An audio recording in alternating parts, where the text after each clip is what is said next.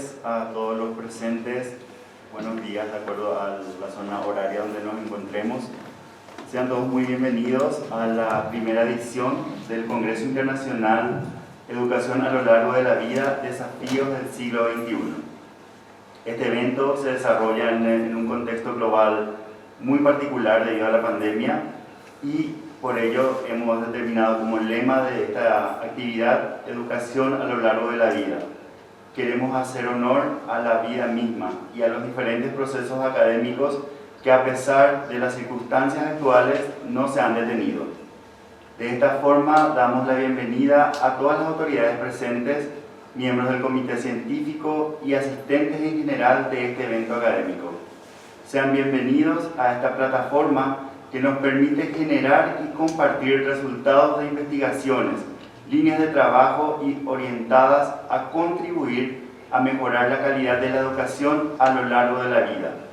Una educación que fortalezca a las personas y a la vez que compartamos en este día conocimientos desde la experiencia y la vivencia de cada uno de los que estamos aquí.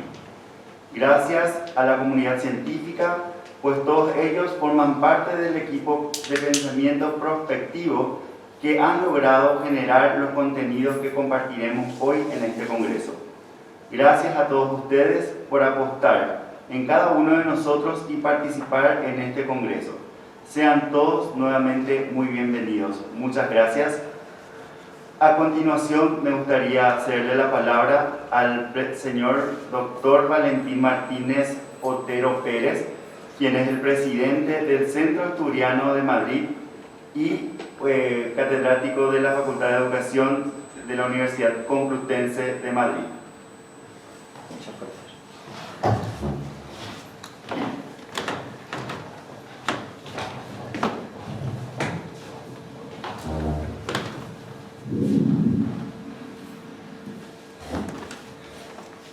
Buenos días, buenas tardes a todos. Es una gran satisfacción el poder acercarme a este encuentro internacional y tener la oportunidad de saludar a tantas personas que compartimos tanto en relación al tema de la pedagogía, de la educación en distintos países hermanos. De manera que es un honor, como presidente del Centro Asturiano de Madrid, el dar acogida presencial y también virtual a este foro, a este congreso de educación a lo largo de la vida, desafíos del siglo XXI, porque además pensamos que efectivamente nuestro compromiso ha de ser el de una pedagogía comprometida con el desenvolvimiento del ser humano en su dimensión personal y social, desde la cuna hasta la sepultura. Y ahora con esta crisis sociosanitaria tan tremenda que tenemos, esta pandemia global, pues realmente los desafíos, los retos se acrecientan considerablemente en el plano técnico y también desde el punto de vista humano, especialmente para aquellas personas que están en una situación vulnerable. Nuestro compromiso es con todos, pero quizá con aquellos que tienen más riesgo de quedar en situación de exclusión, también educativa, por falta de tecnología suficiente, etc. De manera que muchas gracias, y por mi condición de profesor de la Facultad de Educación, pues estoy doblemente contento, porque bueno, este es un congreso que es fruto del trabajo que vienen realizando profesores que, a pesar de su juventud, tienen una gran preparación y una significativa experiencia, y comienzo en este sentido por hablar, cómo no, del presidente, organizador, que es el profesor Hugo Daniel Yajari, a quien tanto agradezco por la invitación, por haber pensado en nosotros, en el Centro Asturiano de Madrid, y desde luego le tengo que felicitar por lo bien que lo ha gestionado todo. No es fácil armar un evento de estas características, donde participan personas de distintos países, y él realmente pues ha estado atento, siempre dispuesto a agilizar todos los procesos, y me consta que ha hecho unas gestiones pues también quitándose tiempo de otras ocupaciones. De manera que muchas gracias, bienvenidos todos, y nada más.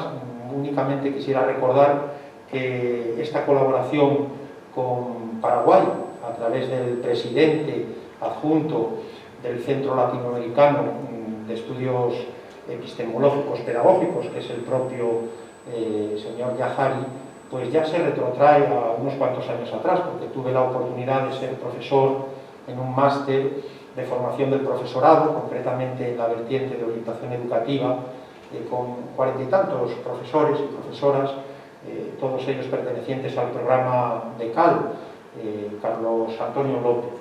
Y bueno, pues seguimos dando continuidad, mantengo el contacto con algunos de estos profesores, algunos participan también aquí, no solo el profesor Yahari, sino algunos más, y estamos encantados de que se hayan sumado también profesores de otros países. Continuaremos en esta línea. Muchas gracias a todos y por mi parte pues dar de nuevo la felicitación a los organizadores y a todos los ponentes que presencialmente, como es el caso de Viviana, Francisco, Tino y Armando y otras personas, y también virtualmente que nos siguen. Muchas gracias a todos. Cedo la palabra de nuevo al profesor Yahari.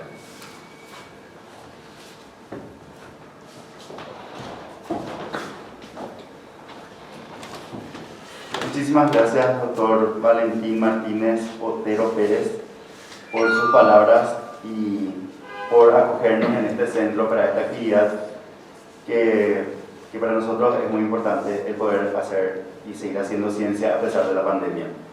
A continuación, me gustaría cederle la palabra a la doctora Lucy Bento, quien es asesora de posgrados de la Facultad de Humanidades y Ciencias de la Educación de la Universidad Nihon Gakuo de Paraguay, que es la universidad que me acoge como docente. Entonces queremos también escucharla a la doctora Lucy Ventos. Muy buenos días aquí desde Paraguay. Bueno, muchísimas gracias por la invitación, al tiempo de felicitar a los organizadores por esta importante actividad.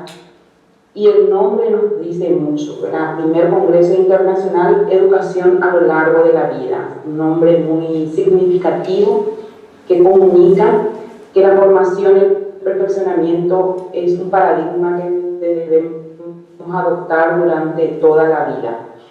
En nombre del doctor Valentín Martínez Otero, agradecer este espacio desde el presidente de Asturiano de Madrid, también al doctorando Hugo Daniel Yahari, que como presidente adjunto por Paraguay ha formado parte de esta organización y ha gestionado, así como dijera el doctor Valentín, no es sencillo organizar, gestionar este tipo de actividad en que se tienen que acordar, organizar varias agendas de distintos países. Visto que están colegas de Venezuela, de España y de otras localidades del Paraguay, lo cual llena de satisfacción.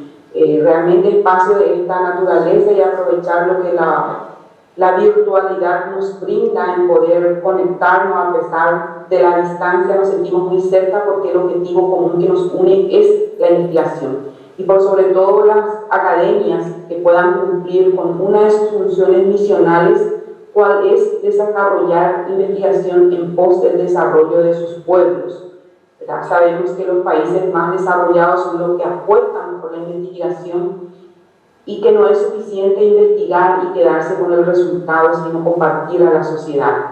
Este espacio que se ha organizado, el primer Congreso Internacional de Educación a lo largo de toda la vida del desafío del siglo XXI, es muy propicio para eso, compartir el resultado de la investigación. Veo nombres de colegas de Paraguay, que me llena de emoción, la doctora Elina Riola, colega de otro espacio educativo dentro de Paraguay, Agustina Subelvía, una profesional con amplia trayectoria en términos de educación, Fátima Rodríguez y Hugo Yahari, por nombrar a algunos de los colegas que nos están representando desde Paraguay. A desearles éxito en su exposición, decirles que me siento halagada por la invitación y dispuesta a poder seguir compartiendo los mismos ideales y objetivos que conllevan los propósitos de una investigación, cuál es la mejora de la calidad de vida de los habitantes de los pueblos. Así es que muchísimas gracias y seguimos avanzando con la investigación. Muchas gracias. Muchísimas gracias a usted, doctora Lucy Bento, por decir sí a esta iniciativa. Agradecemos que también usted forme parte del miembro o como miembro honorífico del Comité Científico de este Congreso. Y sin más, y aprovechando el tiempo y valorando el tiempo que ustedes depositan en nosotros, queremos dar inicio a las presentaciones. Al respecto, convoco nuevamente al doctor Valentín Martínez Otero Pérez, quien nos presentará el tema Evaluando formativamente desde una perspectiva inclusiva y pluricultural. Es sobre la violencia en la familia. Perdón. Sí, ¿Tú la tendrás ahí por un caso? Sí, aquí. Perfecto, pues si me la... Sí. Es sobre la violencia en la familia. Sí.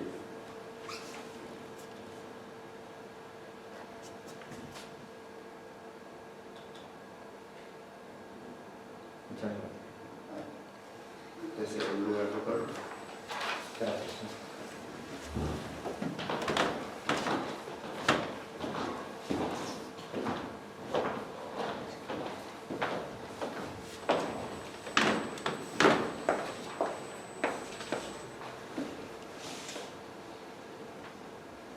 Bueno, pues muchas gracias y me mantendré en el tiempo que se me ha asignado, que son 15 minutos, pero quiero de nuevo agradecer, ahora ya con los nombres, pues la presencia de tantas personas, ponentes y autoridades, por supuesto, como es el caso de la doctora Cecilia Aguilera, decana de la Facultad de Humanidades y Ciencias de la Educación de la Universidad Nacional de Pilar, también de la doctora Lucy Bento, asesora de posgrado de la facultad, de la misma facultad,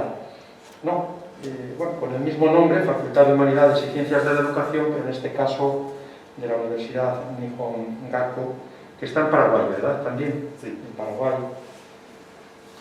Y todas las demás personas que nos siguen y que van a intervenir, a todos mi agradecimiento y mi enhorabuena, porque realmente es motivo de orgullo legítimo el que nos podamos encontrar representantes de distintos países hermanos y que sigamos, como decía ahora la doctora, pues construyendo y avanzando en aras del desarrollo de los pueblos. Bueno, por mi parte, efectivamente voy a hablar de la prevención educativa de la violencia familiar. Desde hace unos años tengo el honor de dirigir un grupo de investigación de la Universidad Complutense que lleva por título Psicosociobiología de la Violencia, Educación y Prevención. Este grupo, en gran medida, lo heredé de un insigne profesor ya jubilado que sigue trabajando con nosotros, es miembro destacadísimo del grupo, el profesor Jesús Martín Ramírez. Y precisamente el año pasado, en 2020, en plena pandemia, pues nos dedicamos a trabajar y entre otras obras sacamos un libro de 300 páginas exactamente que lleva por título La violencia familiar, editado por Dickinson, editorial a la que agradecemos la publicación y son ellos los que comercializan esta obra plural en la que participaron pues, cerca de 19-20 personas de 7 u 8 países, de varios continentes, de 7 u 8 países por lo menos, ¿no? Brasil, Estados Unidos, México, España, me parece que Polonia también, Sudáfrica, etcétera, unos cuantos. Y en ese marco es que se ubica este trabajo que ahora presento, del que voy a dar algunas pinceladas. Bien, hay que decir que cuando hablamos de la violencia familiar no nos referimos específicamente a la violencia sobre la mujer o la llamada violencia de género, que tiene sustantividad, dada la importancia que lamentablemente tiene y está en nuestras sociedades.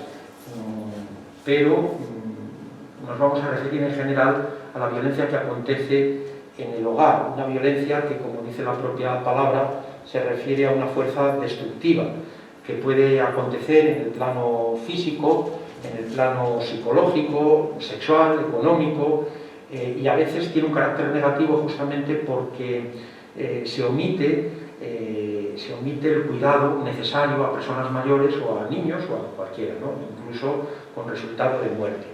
Bueno, una violencia que por otra parte puede ser estructural, puede ser simbólica, cultural, etcétera, de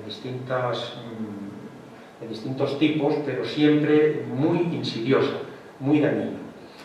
Y esta violencia intrafamiliar, que como digo no se circunscribe a la violencia sobre la mujer, pues de alguna manera se sabe ya por estadísticas que ha aumentado durante los periodos de confinamiento, porque resulta verdaderamente difícil pues sustraerse al contacto con personas, con los maltratadores, sea la pareja, sea quien fuere.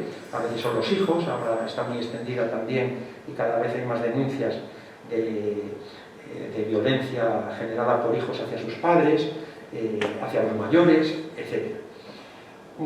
Desde una perspectiva pedagógica hay que recordar que la familia es la primera y más importante institución educadora, luego por delegación la escuela, pero realmente la familia es una comunidad de amor, debiera ser de amor, una comunidad donde debería prevalecer la afectividad, pero por aberración muchas veces lo que se producen son unas relaciones verdaderamente violentas y muy perjudiciales. Y entonces esto pues no se puede pasar por alto, ¿no? Claro, ahora se está extendiendo afortunadamente el compromiso con esa noción que cada vez se difunde más, como es la de la resiliencia, esa capacidad para resistir y para encajar ciertas situaciones adversas, incluso para salir fortalecidos de circunstancias verdaderamente difíciles, ¿no? Hay personas que justamente despliegan esa resiliencia y no solo no se quedan atrapados en la situación traumática, sino que consiguen superarlo exitosamente. Se trata de ver qué factores nos ayudan a movilizar, a activar esa resiliencia e incorporarlo también en nuestros programas pedagógicos con todas las personas, ¿no? y con las poblaciones incluso, a nivel social e institucional, porque hay instituciones escolares más resilientes que otras. Bueno, nos hemos basado en este trabajo en las propuestas que realiza la Organización Mundial de la Salud y también la Organización Panamericana de la Salud, concretamente un documento de 2013 donde hace una serie de propuestas, 7, para prevenir la violencia interpersonal y también la violencia autodirigida, autoinfligida.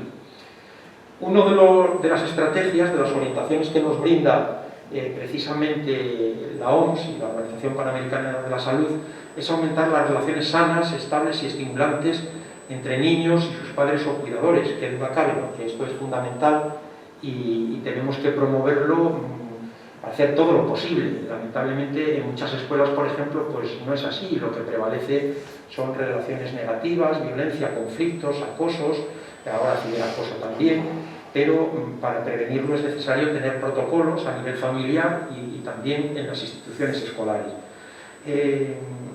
Tenemos que celebrar el que se vaya afianzando en distintas universidades e instituciones lo que se conocen como escuelas de familias. Esta expresión para nosotros es más apropiada que la de escuela de madres y padres. Yo la he escuchado en alguna universidad mexicana en los viajes y ahora veo que se está afianzando y me alegro enormemente, ¿no? Las escuelas de familias. Yo creo que esto es muy positivo y de alguna manera pues anima a que los padres dispongan de esos recursos personales para hacer frente a situaciones difíciles y para orientarles en cuestiones de mucha relevancia, como son, pues, por ejemplo, el consumo de drogas, las relaciones arriesgadas, por ejemplo, en lo que se refiere a la sexualidad, la prevención del fracaso escolar y, por supuesto, cuanto tiene que ver con la violencia, claro. En la misma línea, pues otra de las estrategias que nos lanza la OMS y la OPS, la Organización Panamericana, está el desarrollar en los niños y en los adolescentes habilidades para la vida. Qué duda cabe que efectivamente los programas de esta naturaleza, encaminados a promover este tipo de estrategias, de competencias, de habilidades, pues ayudan a que se afronten eficazmente ciertas dificultades que pueden surgir, a prevenir la agresividad, a reducir ciertos actos violentos en escuelas y en familias, y también a impulsar la convivencia. De manera que, de alguna manera, también lo hemos trabajado en alguna ocasión en programas de lo que se conoce como inteligencia emocional o afectiva, según la expresión que nosotros manejamos más en nuestros particulares estudios, etcétera, pero como quiera que sea, el compromiso pedagógico tiene que ser justamente con estas competencias para la vida, que se tienen que advertir, por ejemplo, transversalmente en los planes de estudio, en los currículos, o si se quiere, en programas específicos a través de tutorías, etc.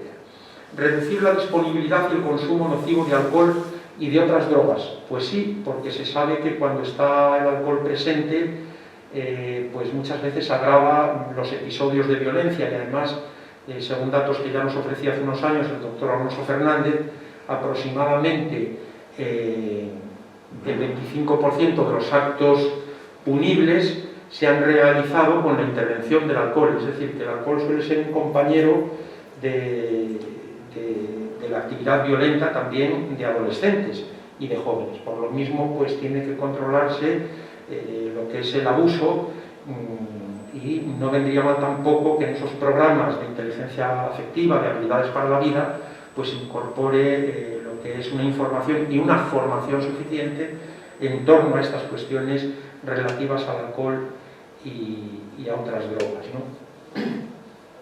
El alcohol y otras drogas. Bueno, claro, lo cual es difícil porque estamos en sociedades a veces alcohófilas, es decir, que propendemos mucho al consumo de alcohol, por ejemplo, para celebraciones de diversa naturaleza, etc., ¿no? Pero en estos niños, adolescentes o preadolescentes, pues claro, dada su inmadurez, esto es verdaderamente peligroso y, como decimos, pues está muy presente. Por lo tanto, debe prevenirse, y aquí no sería descabellado el pensar en programas para promover la actividad físico-deportiva también, como parte de esas estrategias para la vida, ¿no?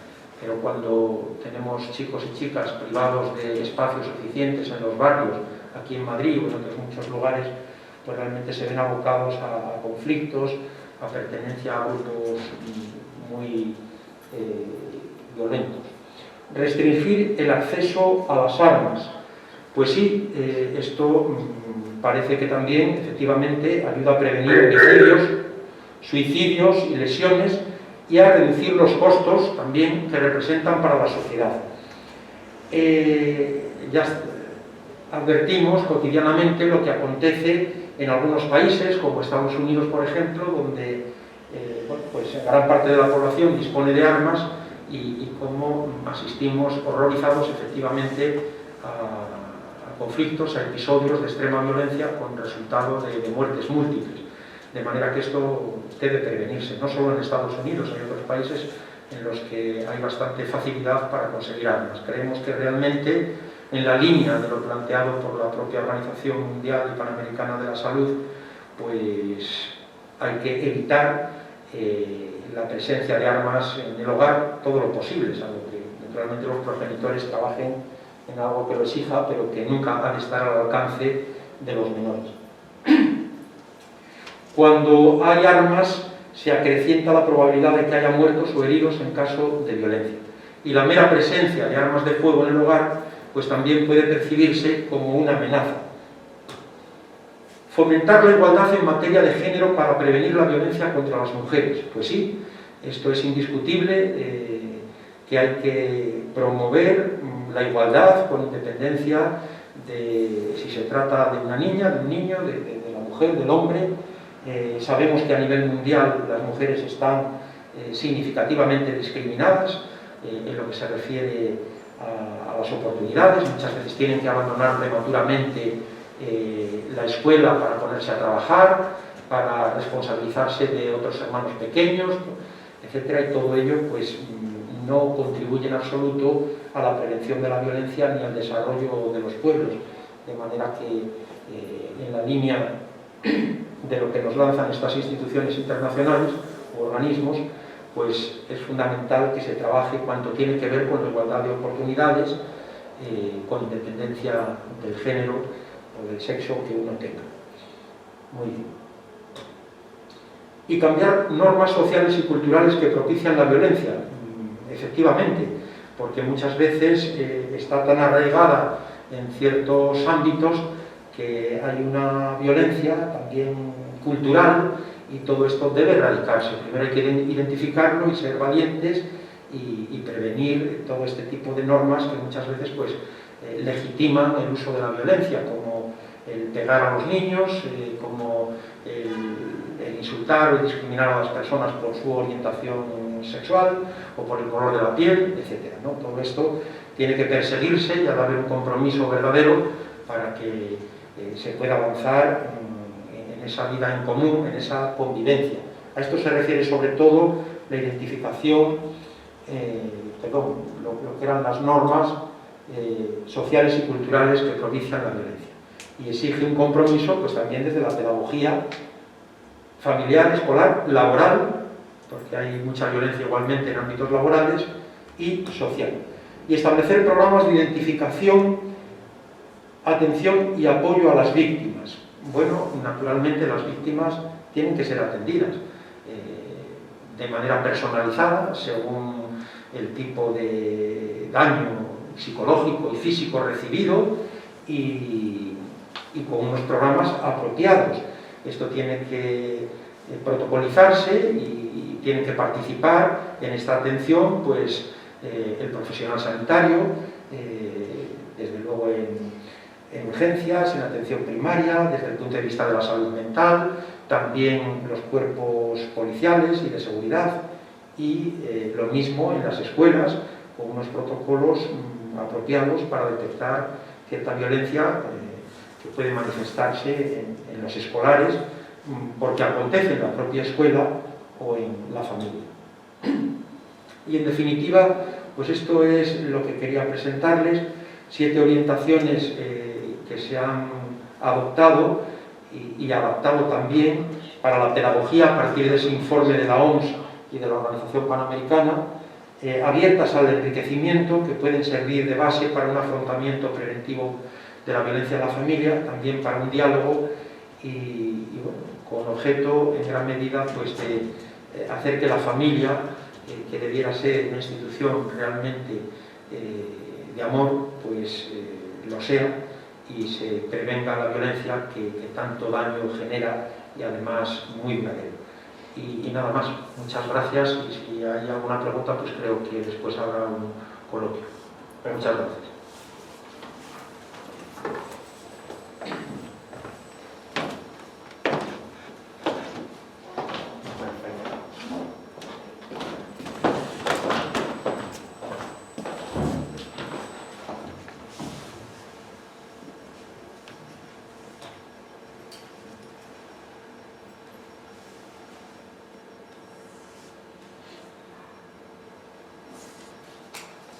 Muchísimas gracias, doctor Valentín Martínez Otero Pérez, que nos presentó el tema Prevención Educativa de la Violencia Familiar. Le recordamos a todos los asistentes que pueden dejar sus preguntas en el chat y luego al final de las presentaciones o en el coloquio final trataremos de responder a sus preguntas. A continuación, queremos presentar a la doctora Viviana Monterrosa Montes y el doctor Ubaldo José Vuelvas desde Colombia, quienes nos presentan el tema Evaluando formativamente desde una perspectiva inclusiva y pluricultural.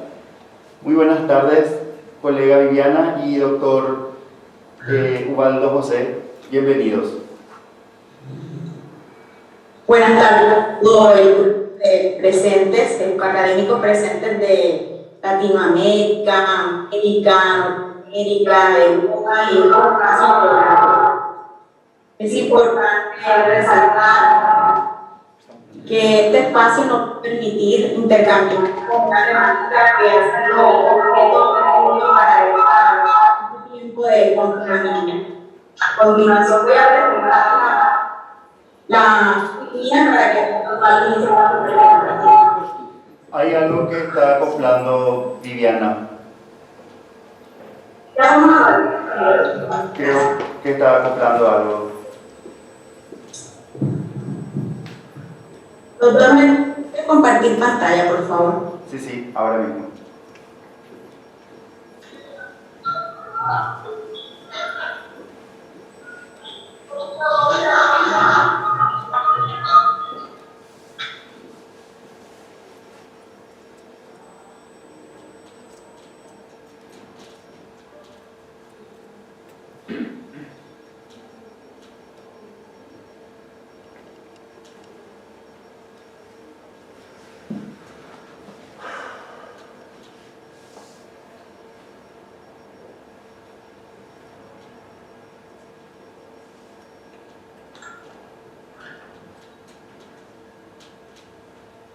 Buenos días, saludos a todos los presentes.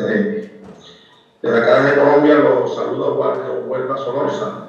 Este tema que vamos a tratar sobre la evaluación formativa lo hemos venido discutiendo y consultando desde hace varios años, desde una cátedra que tenemos en la Universidad de Sucre, acá en la costa atlántica de Colombia. La preocupación de cómo hacer que nuestra evaluación de los aprendizajes escolares sea inclusiva y sea pluricultural.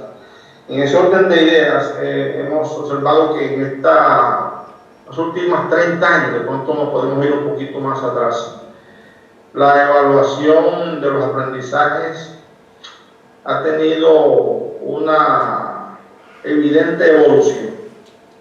Inicialmente, cuando se empieza la evaluación educativa desde el punto de vista epistémico, con los aportes de los primeros investigadores, desde Taylor, nosotros empezamos desde Ralph Taylor, empezamos a mirar que la evaluación inicialmente obedecía a un carácter eminentemente positivista. Nosotros observamos que esa mirada positivista, donde la evaluación es sinónimo de control, disciplina y castigo, de corte hipotético deductivo, y la relacionábamos epistémicamente con el comportamiento humano. O sea, a veces que ahí el interés inicial, nos trasladamos a 30, 40 años atrás en el tiempo, el interés pivotaba sobre un espacio de carácter utilitarista, es decir, lo más importante eran los modos del proceso evaluativo. Aquí la persona que evalúa se concibe de manera imparcial, es decir, siempre se hablaba de que se miraba como una forma antiséptica, como forma imparcial, una valoración independiente de mérito. Siempre nos decían de que teníamos que tener en cuenta ese enjuiciamiento sistemático, que esa consideración del valor y mérito de algo, pero siempre era lo objetivo. Y se observaba que había una aparente independencia de mérito, carente de emociones, es decir, no se tienen en cuenta las emociones, exenta de sentimientos, donde el contexto no tiene importancia. ¿Cuál era el propósito? El propósito era de obtener objetivamente una medida justa de lo que estábamos evaluando. Y esa práctica pedagógica estaba orientada por intereses técnicos, es decir, lo que no propicia el desarrollo de alumnos comprometidos con su proceso de aprendizaje, sin investigaciones al respecto. Por el contrario, ¿qué se provocaba? La formación de estudiantes receptores, pasivos, acríticos y docentes centrados en sí mismos, es decir, dueños del conocimiento, estáticos, autocráticos, reproductores impositivos. En un segundo instante, en un segundo estadio de esta evaluación, cuando pasamos ya a los últimos 25, 20 años, encontramos que hay unas influencias externas. De hecho, pues la escuela de Frankfurt ya ha influenciado mucho en esto. Entonces, el mismo Habermas, porque el lenguaje que estoy utilizando es el lenguaje habermasiano. Se tiene como el enfoque comprensivo de la evaluación, es una evaluación cualitativa que tiene en cuenta al sujeto, sus intereses, y trata de comprender e interpretar sus actuaciones y saber. O sea, ya se hace no tanto un análisis del comportamiento humano, sino que interviene una hermeneusis de lo que tratamos de comprender, de interpretar esos planteamientos que hace el ser humano. En este momento, el paradigma vigente evoluciona la evaluación hacia una perspectiva emancipatoria, lograr una configuración holística de la evaluación con mucha más amplitud y complejidad. no supeditada a limitaciones de carácter técnico, primando condiciones implicativas de impacto ético, moral y social para los sujetos sometidos al electrocución. Es decir, en otras palabras, nosotros hemos observado que esta representación de la evaluación encierra concepciones como igualdad, imparcialidad, inclusión, otredad, alteridad y autonomía. Entonces, ese es más amplio la conceptualización que se tiene. Observen ustedes que el vocablo de evaluación ha transitado siempre por muchos elementos, pero siempre se da importancia a un determinado objeto o proceso para establecer si cumple ciertas condiciones o criterios. Y siempre tiene que haber unos estándares establecidos para poder evaluar. Las corrientes críticas manifiestan de que la evaluación, se censura la evaluación porque se dice que es un instrumento restrictivo, porque reproduce estructuras tradicionales de poder. Es decir, que normalmente el docente utiliza la evaluación de los aprendizajes de los estudiantes para poder manejar esa reproducción de contenido y reproducción de los estándares sociales y del status quo tradicional. Es decir, ¿para qué evaluamos? Para condicionar a nuestros estudiantes a que acepte un modelo económico, un modelo político existente, y que eso es lo que nosotros hacemos en estos momentos como docentes. Entonces, no así, lo que se considera es que la evaluación debe por lo menos el docente debe conseguir la evaluación teniendo en cuenta algunas fases fundamentales, ya desde el punto de vista profesional, entender a la evaluación como digamos que constituida desde su profesión, desde su competencia, de su saber profesional. No era la evaluación tomada como lo último del proceso, no. Y tener en cuenta que esas fases fundamentales como la planeación, la aplicación, la recogida de información, la valoración de la información recogida y la toma de decisiones tras la evaluación realizada es muy importante. Nosotros hemos considerado, es lo que normalmente la literatura dice, esos 5 fases para el proceso evaluativo. Hemos considerado que hay un sexto paso que debe tenerse en cuenta, que es, después que tú tomas decisiones, ¿quién responde en esa toma de decisiones? ¿Quiénes son los responsables de lo que se ha hecho? Es decir, cuando ya se han pasado todos los pasos de esa evaluación, si es realmente formativa, si realmente está buscando la formación de ese ser humano, ¿quién responde? O sea, ¿qué involucraría la responsabilidad y la corresponsabilidad? Entonces, en este sentido, miramos que estas fases que aparecen aquí, descritas en la parte de la derecha, les hemos colocado 6 fases fundamentales, incluyendo la responsabilidad y corresponsabilidad. Y surgen algunos interrogantes que nosotros creemos conveniente cuando se hace el proceso evaluativo. ¿Quién o quiénes son los responsables o corresponsables de las consecuencias de la decisión tomada en la evaluación? ¿Cuál es el papel de la escuela en el acto evaluativo, teniendo en cuenta su relación con la sociedad, su relación con el individuo, su relación con la familia? ¿Qué responsabilidad tiene el Estado en las decisiones que se generan en el acto evaluativo? ¿Cómo remediar lo que conlleva al rompimiento del tejido social y emocional del evaluado? ¿Qué responsabilidad tiene la familia en los resultados de la evaluación? Y ahí faltarían algunos actores también que son responsables de todos estos elementos que arrojan que se obtienen en el proceso evaluativo. En la evaluación relacionada con el aprendizaje, y esto es algo que se ha estado estudiando últimamente, esos tipos o esas evaluaciones que se relacionan, normalmente se transita por esos 3 elementos. Una evaluación que podría ser de carácter positivista, digamos que la enmarcamos en el paradigma positivista, porque el objetivo es documentar cuándo han aprendido los estudiantes. Esa evaluación obviamente no es formativa, no es la que nosotros promocionamos, porque es una evaluación que te dice cuantitativamente, te dice de pronto con una rúbrica qué es lo que el estudiante ha aprendido hasta allí, pero no se preocupa con mirar lo que puede suceder después. Hay una segunda evaluación relacionada con el aprendizaje, que es la evaluación para el aprendizaje, que es la que a nosotros nos interesa promover, que es la que se conoce también como evaluación formativa. O sea, la prioridad es promover o facilitar el aprendizaje de los estudiantes. Y en tercer lugar, la evaluación como aprendizaje, que ya queda como en forma ideal, que en estos momentos pandémicos, en estos momentos que estamos viviendo de la pandemia, es muy necesaria y sería muy conveniente utilizarla. Es decir, esa evaluación formadora, una evaluación como aprendizaje, donde el estudiante participa activamente de ese proceso. Se recomienda recurrir entonces a la autoevaluación y la heteroevaluación social, que es un un concepto que estamos utilizando cuando involucramos a la familia, porque cuando el padre de familia en este momento es estudiante, pero también es evaluador, él evalúa lo que está haciendo su hijo en casa. Entonces, esa sería la evaluación como aprendizaje. De hecho, cuando estamos hablando de la evaluación formativa, que es la misma evaluación para el aprendizaje, observamos que hay algunos elementos importantes. Por ejemplo, lo más importante, en el caso de la evaluación formativa, se maneja desde lo que Scriven consideraba. Él consideraba realmente la evaluación formativa y sumativa como funciones principales de la evaluación. De allí en adelante se han derivado algunos estudios que nos indican que la evaluación formativa se realiza con la intención de propiciar la mejora de algo, o sea, la intención de propiciar la mejora de algo. Un proceso de investigación puede ser propiciar la mejora de un proceso de investigación, un método de enseñanza, un programa educativo, o puede ser un material pedagógico, entre otros. Consecuentemente, la mediación para mejorar un proceso es conveniente hacerla mientras este se desarrolle. Entonces, ese alcance de la evaluación formativa se relaciona con una evaluación progresiva continua, coexistencial para la vida, de carácter inclusivo y pluricultural, que es la diapositiva que miramos a continuación, en donde observamos el carácter inclusivo y de la evaluación formativa.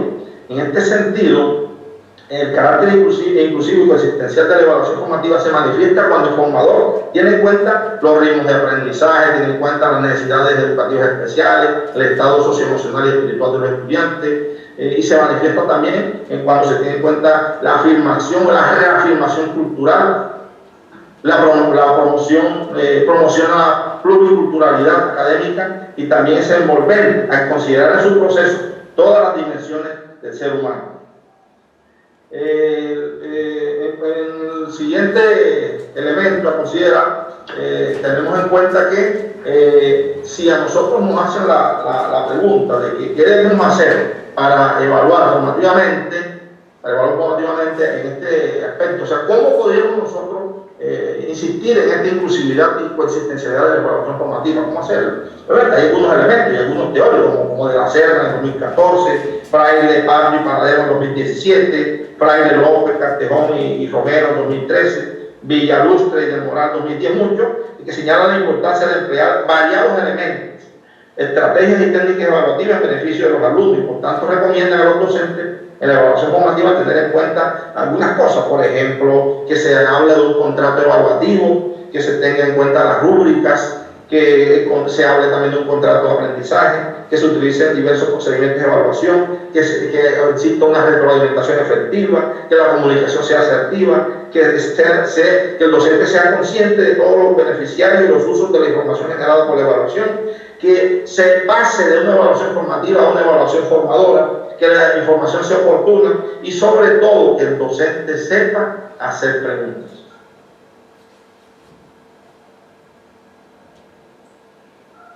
Bien, continuando con el hilo conductor expuesto por el doctor Ubaldo, podemos destacar algunas prácticas evaluativas que se pueden enmarcar dentro de esa visión de evaluación formativa.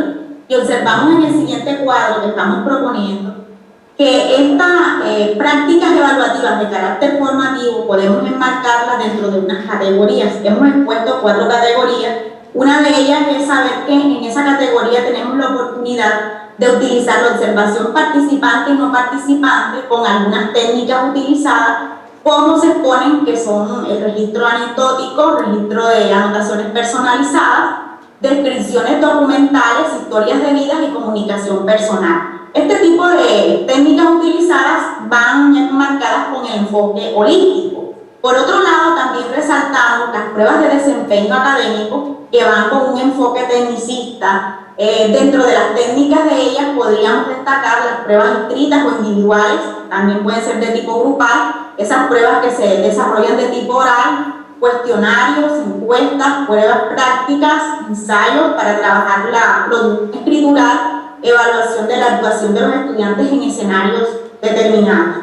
También tenemos algunas evidencias de tipo praxeológico que van enmarcadas hacia un enfoque desarrollista o constructivista, destacando las prácticas de laboratorio, guías de apoyo que van ilustradas desde la mediación cognitiva del docente, Podríamos también trabajar las ferias, exposiciones, constitución de semilleros de investigación, muestras creativas y organizadores gráficos.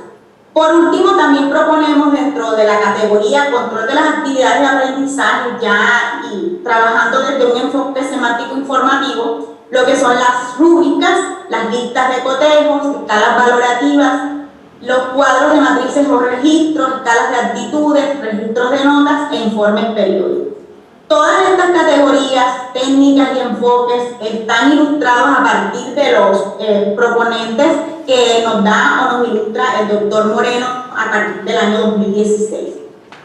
Hemos también destacado dentro del proceso de socialización que existen otro tipo de prácticas que en estos momentos, atendiendo a que las causas que se han desarrollado a nivel de pandemia y que las instituciones educativas, bien sea de inicial, educación primaria, secundaria o terciaria, nos vimos en estos momentos invitados o nos fuimos a un aislamiento social por causa de la pandemia, debimos hacer algunos tipos de ajustes en las formas evaluativas para darle respuesta a esa multiculturalidad y para darle respuesta a ese carácter inclusivo de la educación. Y sabemos que al volvernos o volcarnos desde una educación presencial a una educación remota o virtual, debemos mirar que el aula de clase se llevó a un entorno virtual de aprendizaje y que debíamos dar respuesta a esa evaluación formativa. Por tanto, destacamos algunas prácticas evaluativas que se han podido desarrollar en el marco de este cambio, justamente porque sabemos que son recursos que nos van a permitir también evaluar de forma consensuada y dándole participación a las familias y a los estudiantes. De ello queremos destacar que desde esos entornos virtuales de aprendizaje podemos utilizar desde las prácticas evaluativas lo que es la participación en foros, blogs, comunicación directa con las familias a través de correos electrónicos, videollamadas, podemos también trabajar a partir de videoconferencias, a partir de chats grupales, teletareas, grupos de WhatsApp, Weebly, plataformas institucionales, en fin, hay muchos recursos que las instituciones debieron utilizar para reinventarnos en este proceso evaluativo. Todas estas opciones que hemos postulado para esta experiencia que estamos socializando el día de hoy nos permite también abarcar que existen diversas técnicas de evaluación formativa y que todas ellas podríamos considerarlas para abordarlas no solamente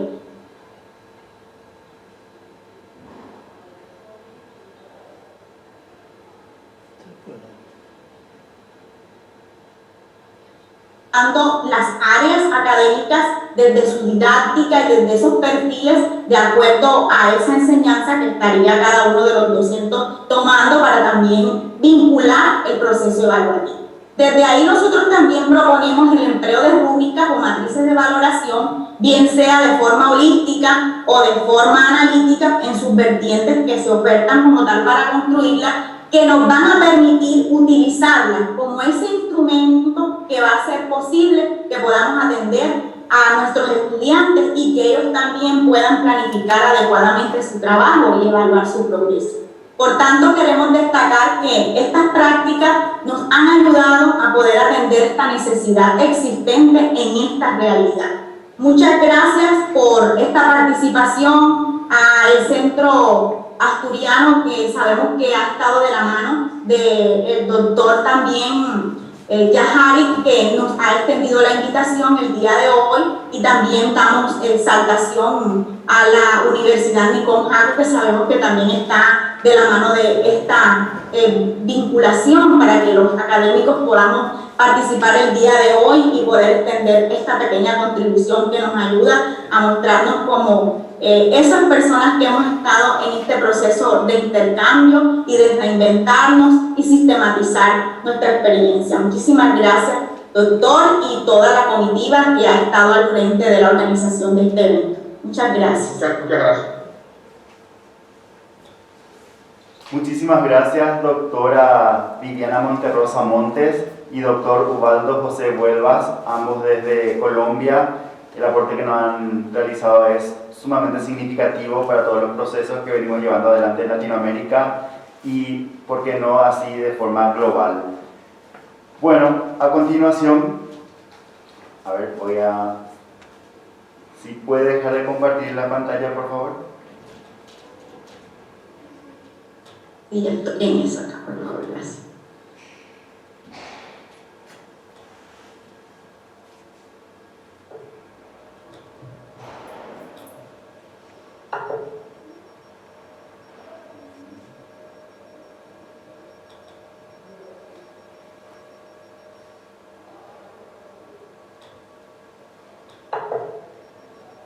Perfecto. A continuación, entonces, convocamos al máster Francisco Javier Colmán Ramírez de Paraguay con el tema Patrimonio Cultural en la formación a docentes en servicio.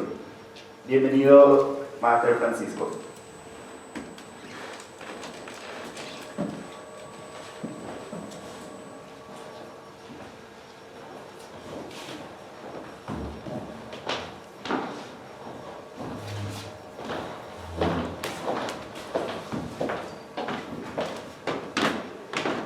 Muy buenas tardes a todos. Muchas gracias por la invitación de poder compartir con ustedes este estudio que hace referencia al patrimonio cultural en la formación a docentes en servicio. Es un análisis que se hace de los diferentes autores que mostrar un poco la visión que tienen ellos sobre la incorporación del patrimonio en la formación de docentes. De hecho, que la investigación analiza un patrimonio cultural y su implementación como herramienta didáctica. Por otro lado, tenemos que la aplicación es de tipo observacional, donde utilizamos un poco el aspecto bibliográfico y por otro lado revistas científicas y organismos públicos.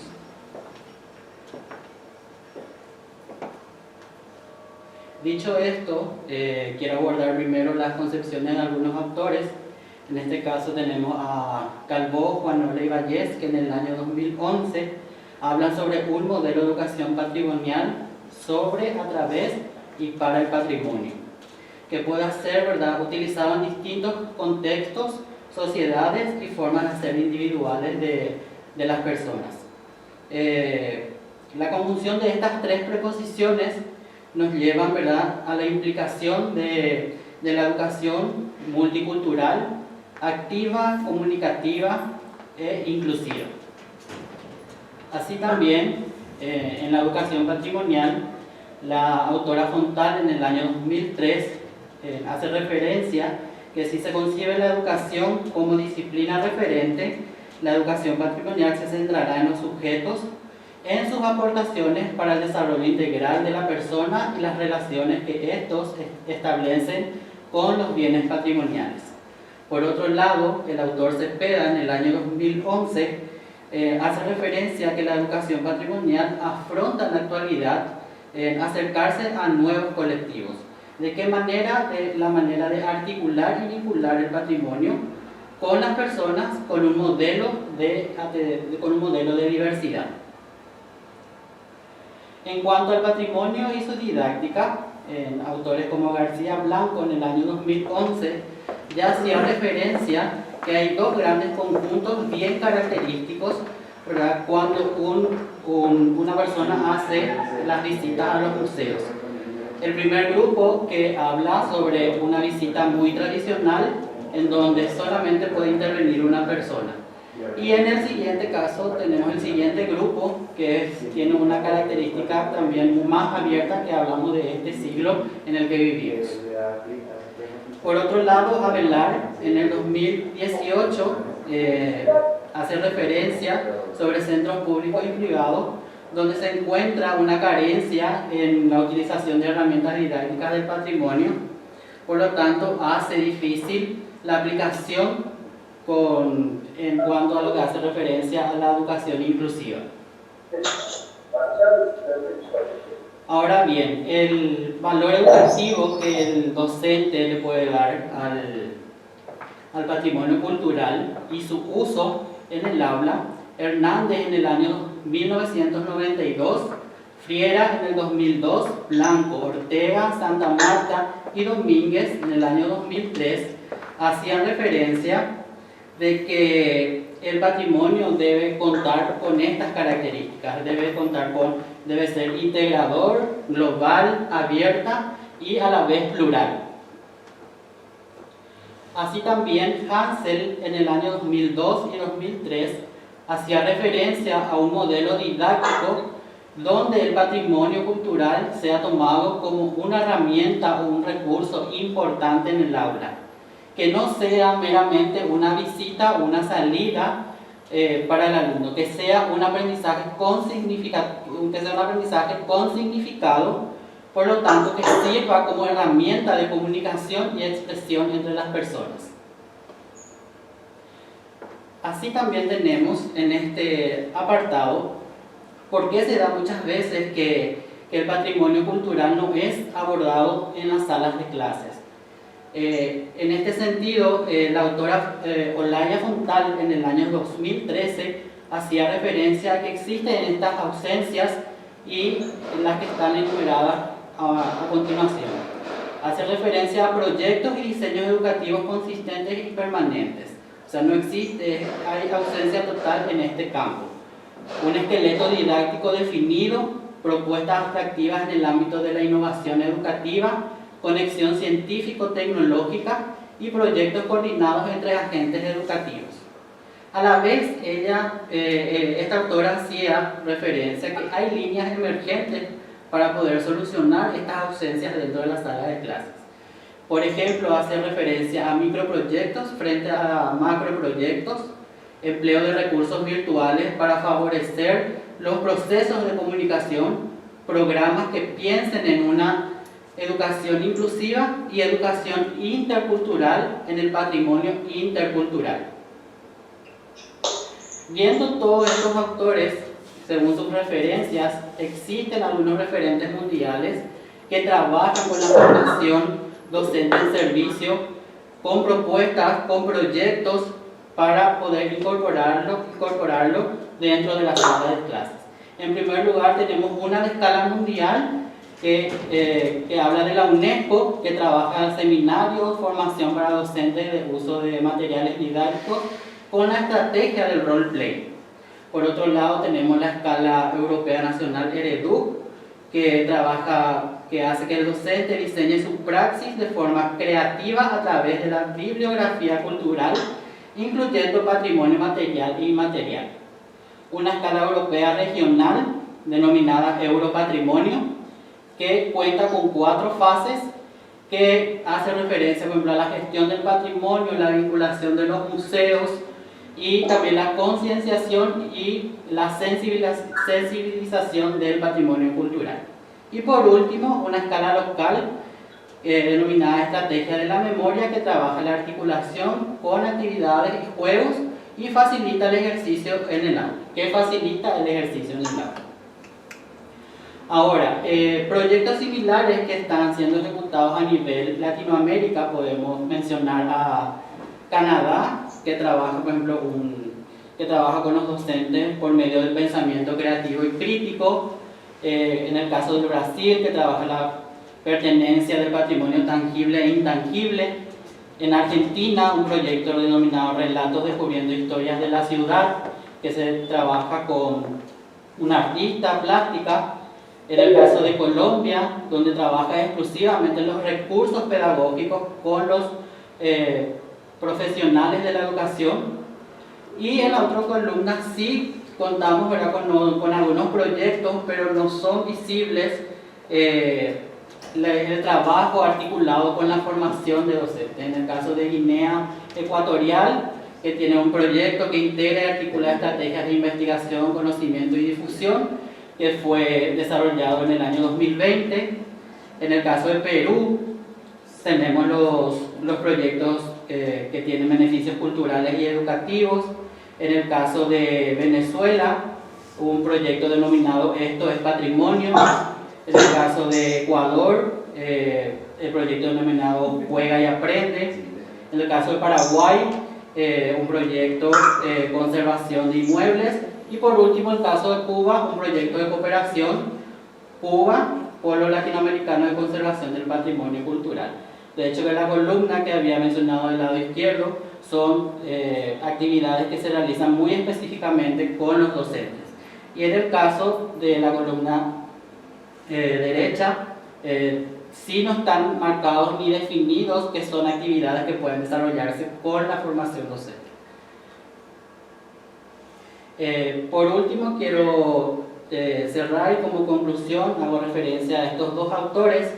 En el caso de García, en el año 2008, donde hace referencia a que los centros de enseñanza pueden contribuir a la formación del profesorado en el desarrollo de una actitud crítica que garantice la preservación y la conservación del patrimonio. Y Cuenca, en el año 2013, hace referencia a aspectos fundamentales para trabajar el patrimonio en el ámbito de la formación al profesorado. Sería desarrollar los contenidos relacionados a partir de problemas socialmente relevantes. Quiero agradecer por este medio también, ¿verdad?, al máster Hugo Daniel Yajari, que gracias por la invitación de poder participar en este congreso. Así que abierto para las consultas que tengan ya luego al final de la siguiente ponencia. Muchísimas gracias por su atención.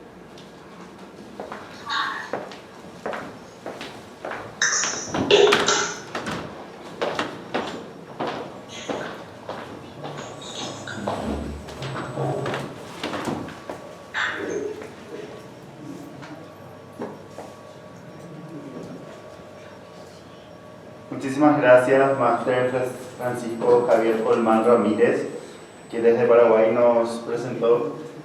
Perdón, papel.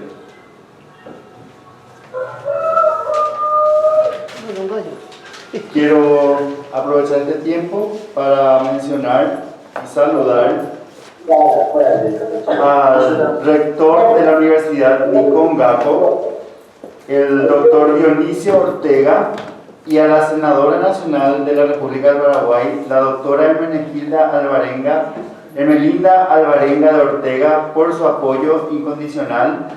Esta transmisión se está haciendo en vivo desde el Nihon Gakko TV en las redes sociales y también a través de la radio Nihon Gakko 101.7 FM de Paraguay.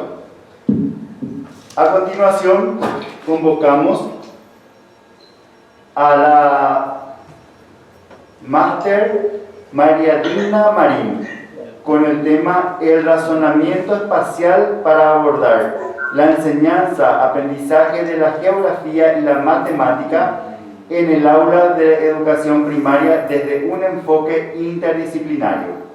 Bienvenida, máster María Digna Marín.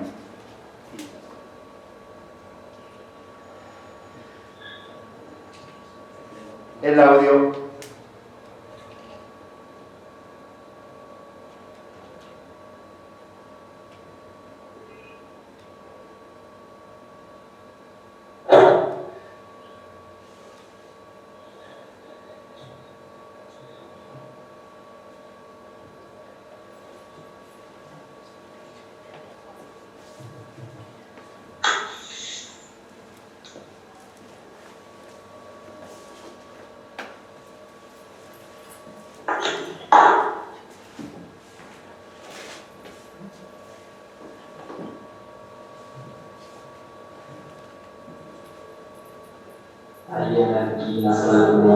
Sí. Buenas tardes. ¿Me escuchan?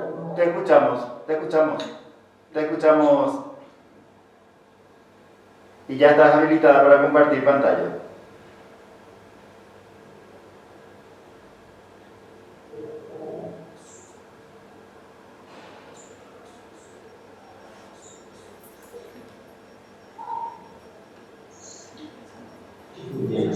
Sí.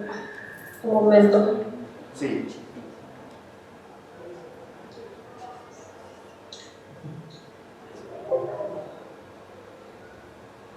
Ahora sí. Perfecto. Bueno.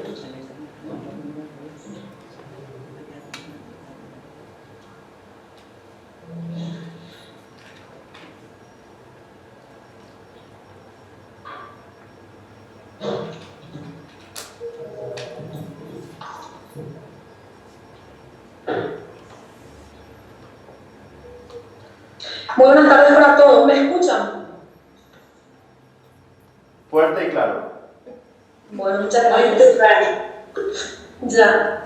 Bueno, mi nombre es María Elena Marín, soy estudiante del programa de doctorado en educación de la Universidad Autónoma de Madrid, una de las becarias del programa de becas Carlos Antonio López, becario Paraguay. Y bueno, antes que nada agradecerle al CESPE, en la persona del magíster Hugo Daniel Yajari, por esta oportunidad para estar compartiendo aquí con compañeros doctorandos, profesores, investigadores y también al Centro Asturiano de Madrid, ¿verdad? Bueno, no sé si están viendo la pantalla. Sí, Mini, se logra observar tu presentación. ¿Sí? Sí. Sí, bueno. El tema que quiero presentar hoy lleva por título Razonamiento espacial para abordar la enseñanza-aprendizaje de la matemática y la geografía en el aula de la educación primaria. El objetivo es promover el razonamiento espacial desde un enfoque interdisciplinario en las áreas de matemática y geografía en el aula de educación primaria. Cabe mencionar que en el currículum de Paraguay de la educación escolar básica, la enseñanza de la geografía está dentro de lo que es el área en el primer ciclo específicamente, del área de vida social y trabajo, dentro de la unidad temática, ubicándome en el tiempo y en el espacio, y en el segundo ciclo en el área de ciencias sociales, ¿verdad? Bueno, entonces, con este trabajo se pretende relacionar un poco los contenidos geográficos con los contenidos matemáticos para llevar a cabo lo que es el razonamiento espacial, ¿verdad? Empezamos con lo que es el razonamiento espacial.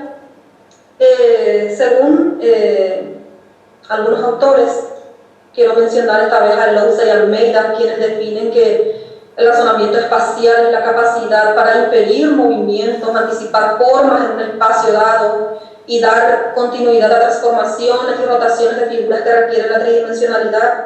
Con esta capacidad del individuo puede visualizar objetos en su mente, así como la habilidad de imaginar cuerpos en diferentes posiciones. Es la capacidad de percibir correctamente el espacio que nos permite orientarnos a nosotros mediante planos y mapas, ¿verdad? Entonces, el razonamiento espacial viene a ser una capacidad de repente imaginar objetos en la mente, inclusive antes de ser concretizado, antes de ser construido, ¿verdad? Bueno, ¿cómo podemos llevarlo en el plano geográfico? Bueno, lo que se propone primeramente es llevarlo a cabo desde las primeras etapas de escolarización, desde las primeras edades, ir desarrollándolo por etapas, ¿verdad?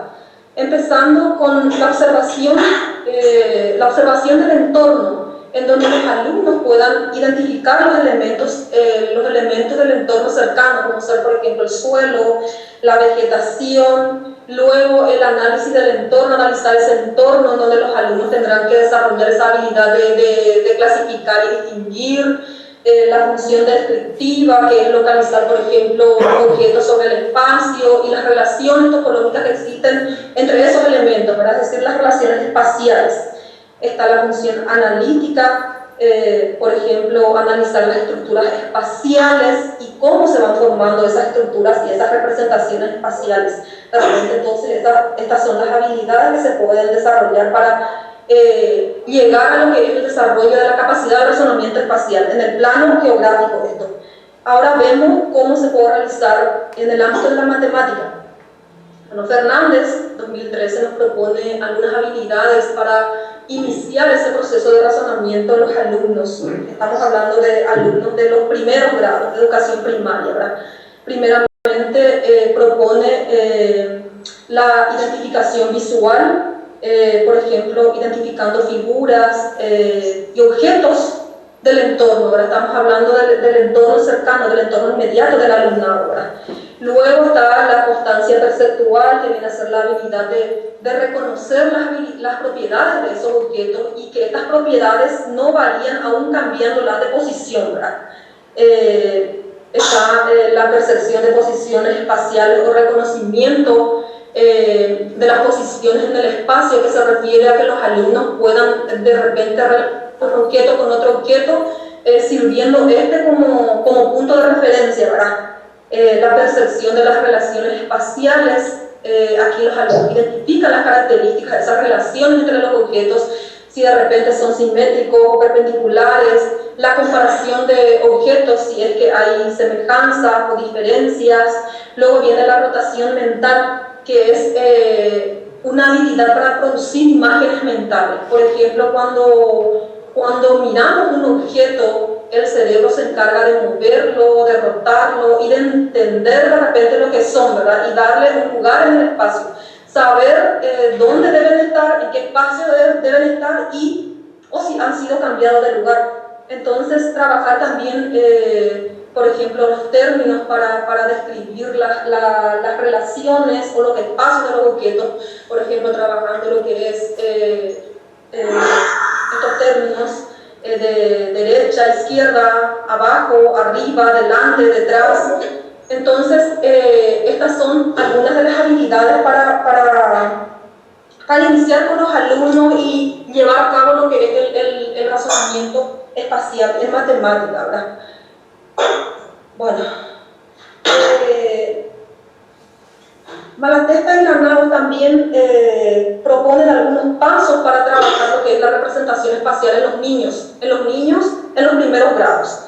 Por ejemplo, construir, indagar los lugares cercanos a los alumnos, o sea, que los lugares en donde ellos se desenvuelven, ¿verdad? Esos significados espaciales, los significados espaciales de esos lugares, por ejemplo, realizando movimientos corporales con variados tipos de juegos, ¿verdad? La representación del espacio, que puede ser de repente a través de imágenes, planos, fotografías y esas cosas, ¿verdad?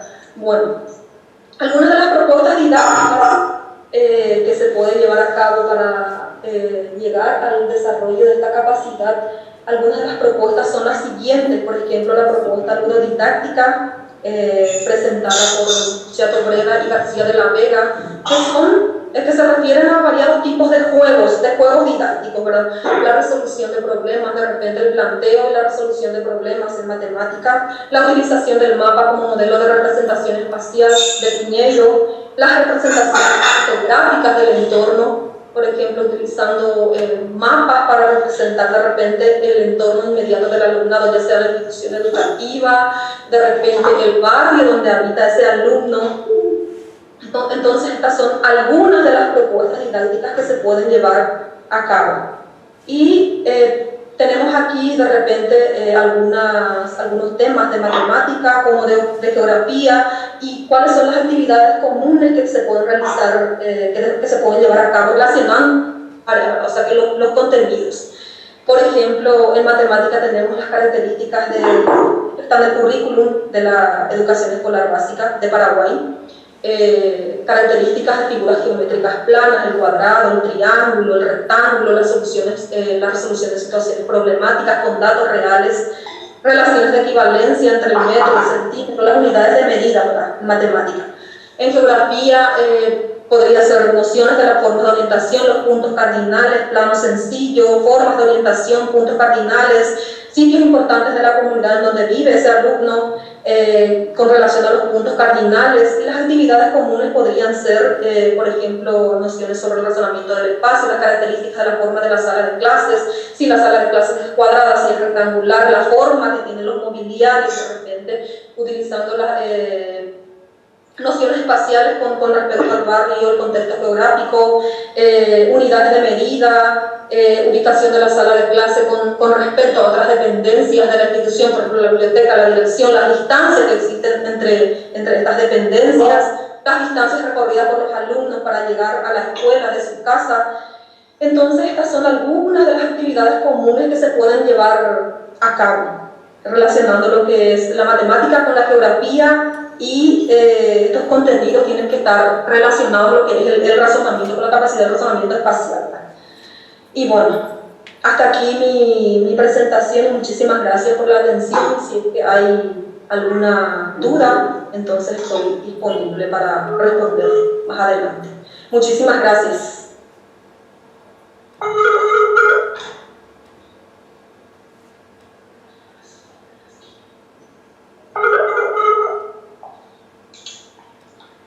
Muchísimas gracias Máster María Digna Marín, que desde Paraguay nos presenta esto, becaria becal, como lo mencionaba al principio de su presentación.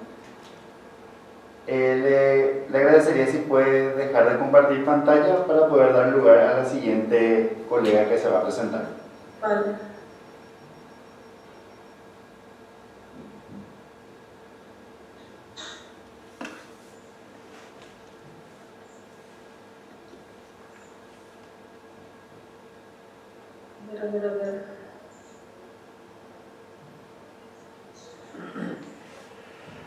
Mientras esperamos, voy a presentar a la doctora María Rosario Limón, quien es catedrática de Pedagogía Social, Educación de las Personas Mayores en el Departamento de Estudios Educativos de la Universidad Complutense de Madrid.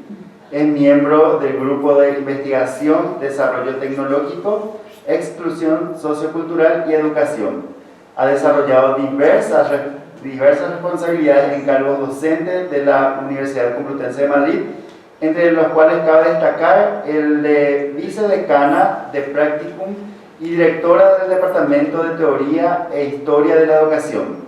Ha participado y es autora de múltiples artículos, capítulos de libros y libros en el ámbito de la teoría y la praxis de la pedagogía social y educación social.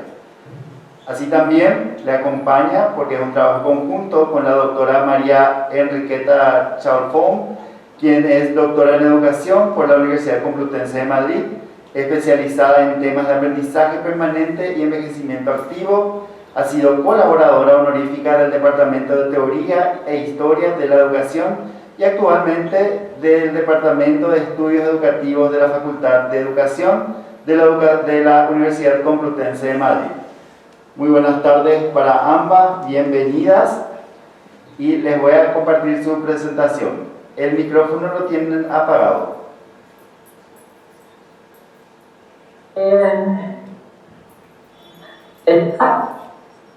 No, pero es que tengo que compartir pantalla. A ver, no. Es que... Ahora sí la escuchamos. No, pero es que no tengo... llevo tiempo, es que no la tengo. La presentación la quiero abrir. A ver, compartir pantalla. La presentación no, ya la tenemos activa. ¿La presentación? Sí, ya está en línea. No, pero... No, a ver, icono, compartir pantalla, sí. Pero es que me dice, el anfitrión inhabilitó la función de compartir las pantallas de los participantes. Sí. Y le doy a aceptar. Le habilito. Es que no me la voy a... Ahora sí, está habilitado. Está limitado. Sí. Y entonces, ¿cómo la comparto? No. Nada, no. Es que... Ahora puede hacer clic en compartir pantalla y ya le va a permitir compartir. A ver, aquí. Sí, ¿desea continuar? Sí. Presentación, perfecto. Aquí. Presentación definitiva o aquí. Pues a ver, no, perdonen que mantener presionado con nada, compartir nada, que no, mantener presionado con nada. Presentación, perdonen porque no puedo. ¿Qué hacer? Presentación definitiva, a ver si aquí, a ver, aquí Ahora, que quiero abrir toda la pantalla. Buenas tardes. Perdón por la técnica, a veces lo he intentado preparar, pero bien. Bueno, gracias por la presentación, gracias al profesor Valentín Martínez Otero, a Hugo ¿verdad? Y a todos los profesores que nos acompañan y que yo me encuentro feliz de participar en este congreso. Les felicito por la organización del mismo. Esta ponencia, como ha señalado el presidente, la he realizado con María Salfón Blanco. Desarrollo de nuevas habilidades para afrontar la pandemia, resiliencia y leadership. Aquí pongo las etapas de la vida por edades, porque indiscutiblemente a lo largo de todas las edades, por eso me ha parecido muy enriquecedor la participación de los ponentes que me han precedido. En la resiliencia, según el diccionario de Cambridge, resiliencia es un sustantivo que alude a la búsqueda de la felicidad y el equilibrio después de situaciones traumáticas. Incluye además la capacidad de recuperar una buena condición previa después de sufrir problemas o situaciones desastrosas.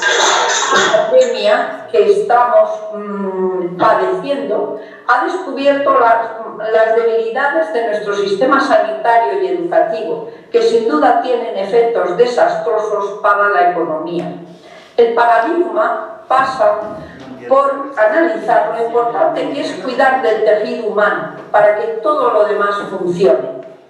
Y eso conlleva poner el acento en reconstruir sociedades que prioricen el bienestar de todos, respetando las diversidades y las pluralidades y promoviendo una cultura de la vida. Es importante también ahora, y llevamos tiempo, ¿verdad?, hacer una Europa más social. Yo diría que no solamente una Europa, un mundo más social, indiscutiblemente. He traído una cita de Víctor Frank que nos decía que al hombre, a la persona, se le puede arrebatar todo, salvo una cosa, la última de las libertades humanas, que es la elección de la actitud personal ante un conjunto de circunstancias, para decidir su propio... Doctora Rosario, no se está visualizando su presentación.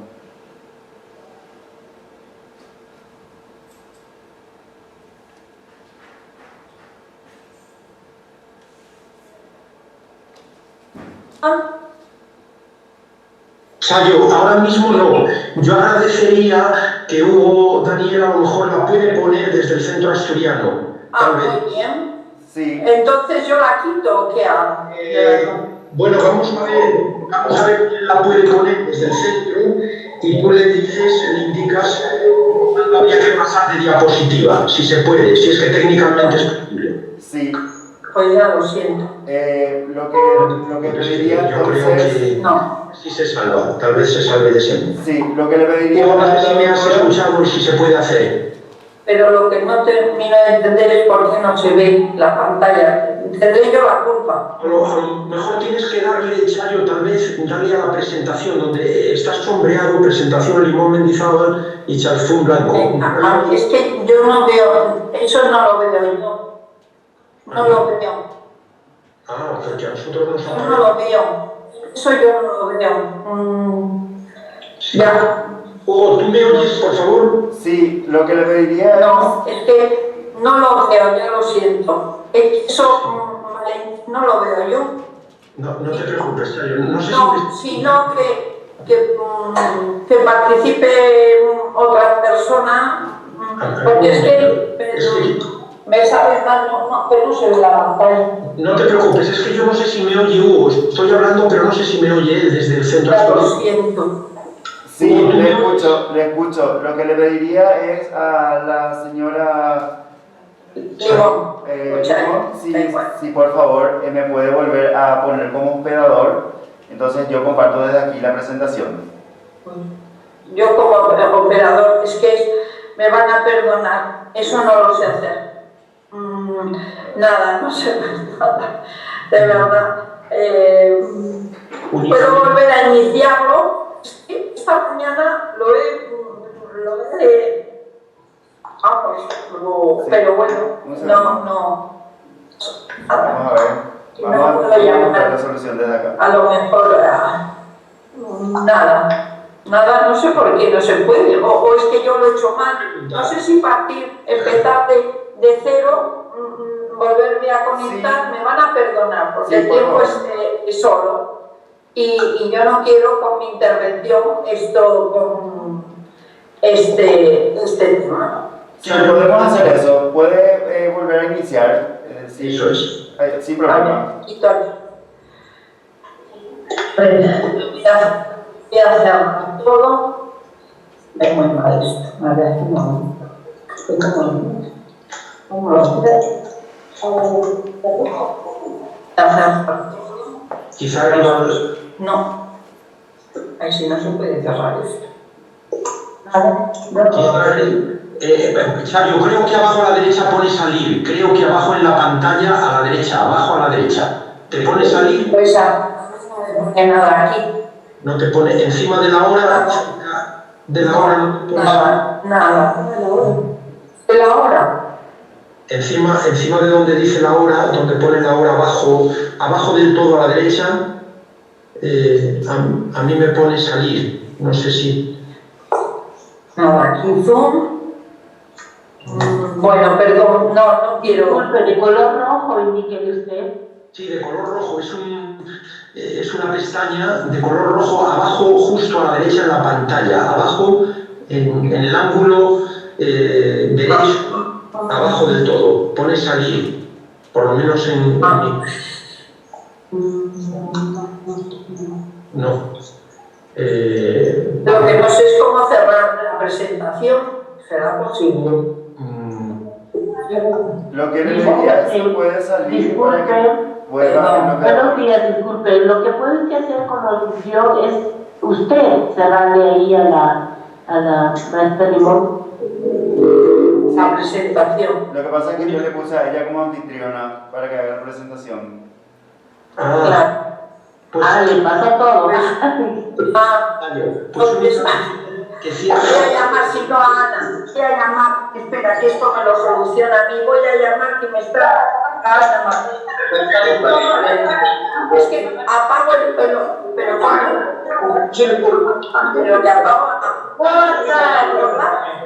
¿y cómo lo apago? Es que no lo sé. No, ¿de dónde?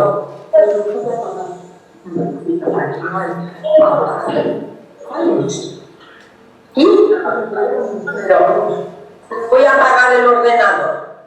Es que va a ser. O sea, voy a apagar, pero seguir.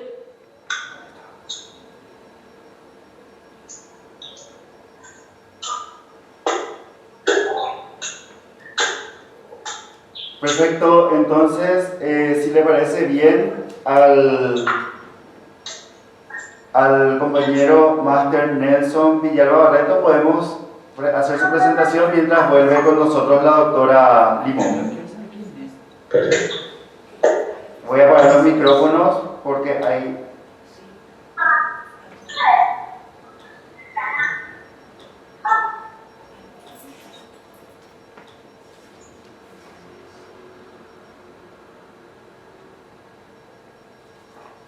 Le voy a presentar al Máster Nelson Villalba Barreto. Él es becario del Programa Nacional de Becas de Posgrado en el Exterior, don Carlos Antonio López Becal de Paraguay, dentro del programa de doctorado en educación de la Universidad Autónoma de Madrid. Es máster especializado de estudios avanzados en educación social por la Universidad Complutense de Madrid. Es abogado, profesor del área de matemáticas y licenciado en educación por una universidad paraguaya. Entonces, bienvenido, señor Nelson Villalba. Estamos con usted, le activo para que sea hospedador. Buenas tardes. Quiero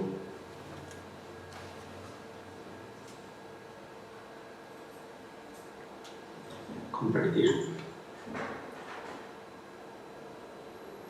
No sé si se ve ahí mi presentación. Sí, se ve.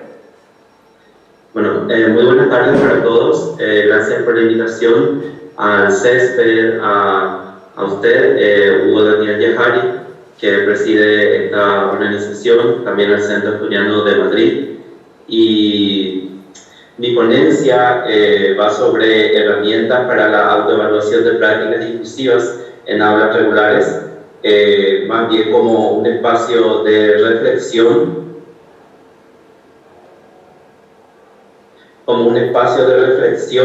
para pensar sobre cómo podemos avanzar en lo que es el modelo de educación inclusiva en nuestros sistemas educativos y más concretamente en nuestros centros y en nuestras escuelas.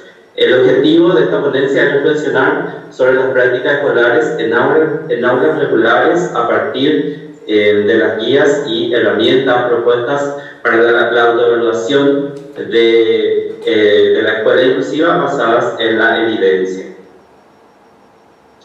Y antes de continuar con lo que es concretamente la autoevaluación, primero quiero destacar algunas ideas previas que hacen a la educación inclusiva y a la autoevaluación. La inclusión sabemos que se concibe como un apoyo a los niños y jóvenes que se encuentran en riesgo de marginación y exclusión y fracaso escolar.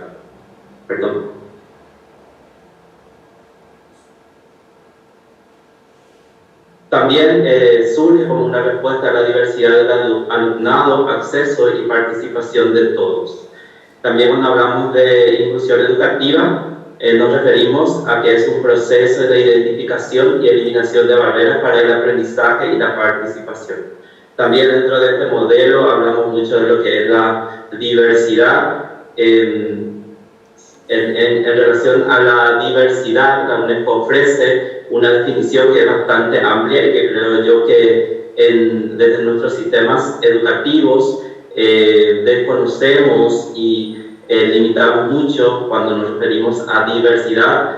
Nos limitamos a las personas con discapacidad o a las personas con necesidad específica de apoyo educativo, pero en realidad la UNESCO dice que se refiere a las diferencias que las personas pueden tener en función de la raza, etnia, género, orientación sexual, idioma, cultura, religión, capacidad mental, física, clase y situación migratoria. Entonces vemos que la educación inclusiva abarca a un gran colectivo que puede estar en riesgo de marginación y que por ende sus derechos pueden estar vulnerados. También cuando hablamos de inclusión, últimamente utilizamos mucho lo que es calidad y equidad, que está muy vinculado a lo que es el modelo de la inclusión educativa. La equidad se refiere a que los sistemas educativos tienen que garantizar y que tienen que tener una preocupación por la justicia, de tal forma que la situación de todos los estudiantes se consideren de igual importancia, independientemente de su situación social, económica o cualquier otra base diferenciadora que pueda existir. ¿Por qué es necesario la autoevaluación de las prácticas escolares? Varios autores mencionan, y ya desde los últimos años, desde organismos internacionales, sabemos que la educación inclusiva es una cuestión impostergable y que existe consenso entre los estados a partir de acuerdos, convenciones, tratados y declaraciones que tienen su base en principios de derechos humanos, de que es necesario avanzar en estas prácticas que caracterizan a una escuela inclusiva. Los cambios y las innovaciones en educación pasan por tres grandes fases. Muntaner y Alonso coinciden en que toda política educativa comienza desde la iniciación, implementación y consolidación. Pero antes de la iniciación de una política educativa, generalmente comenzamos con la identificación de un problema. Luego de la identificación de ese problema, pensamos en incorporarlo en la agenda. Luego, cuando ya llegamos a la fase de la iniciación, ya implica la toma de decisiones, y en esa toma de decisiones definimos las políticas, alternativas, enfoques a desarrollar, programas que necesitamos para responder a ese sistema. Cuando llegamos a la implementación, como su nombre lo dice, implementar es llevar al plano concreto, en este caso ya definido en objetivos, a través del currículum, llevamos a nuestras escuelas, a nuestros centros. Esas políticas se consolidan con el tiempo y por último, para que sepamos si realmente avanzamos hacia esas políticas, es necesaria una evaluación. Pero nosotros preferimos hablar de autoevaluación porque cuando queremos avanzar hacia una escuela más inclusiva, creemos que autoevaluarnos es como una mirada hacia nosotros mismos a partir de la reflexión conjunta con todos los agentes que nos forman: padres, profesores, alumnado, comunidad educativa, la familia. Una vez implementadas las políticas sobre la educación inclusiva, entonces es necesario recopilar información para saber si hemos avanzado en esas políticas y si realmente respondemos a esas prácticas que se caracterizan por ser inclusivas.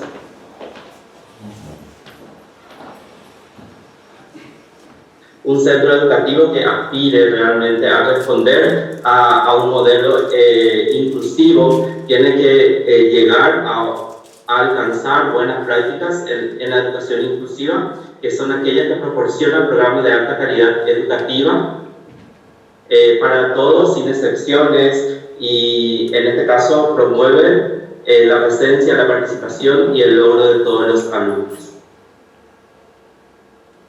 Pero ¿cómo nos autoevaluamos?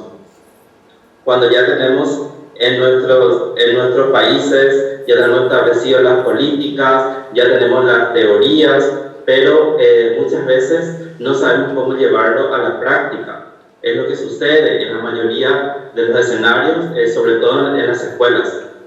Entonces, para comenzar a autoevaluarnos, tenemos que tener un primer contacto con guías, herramientas que ya están previamente elaboradas a partir de investigaciones, de estudios y también a partir de organismos internacionales como la UNESCO y la Agencia de Necesidades Educativas Especiales de la Unión Europea, que ofrece varios modelos que pueden ser utilizados por los centros y que a continuación veremos. Pero básicamente están estructurados por indicadores, factores y criterios, que la mayoría manejamos esos conceptos porque también utilizamos en nuestra evaluación día a día en contacto con los alumnos.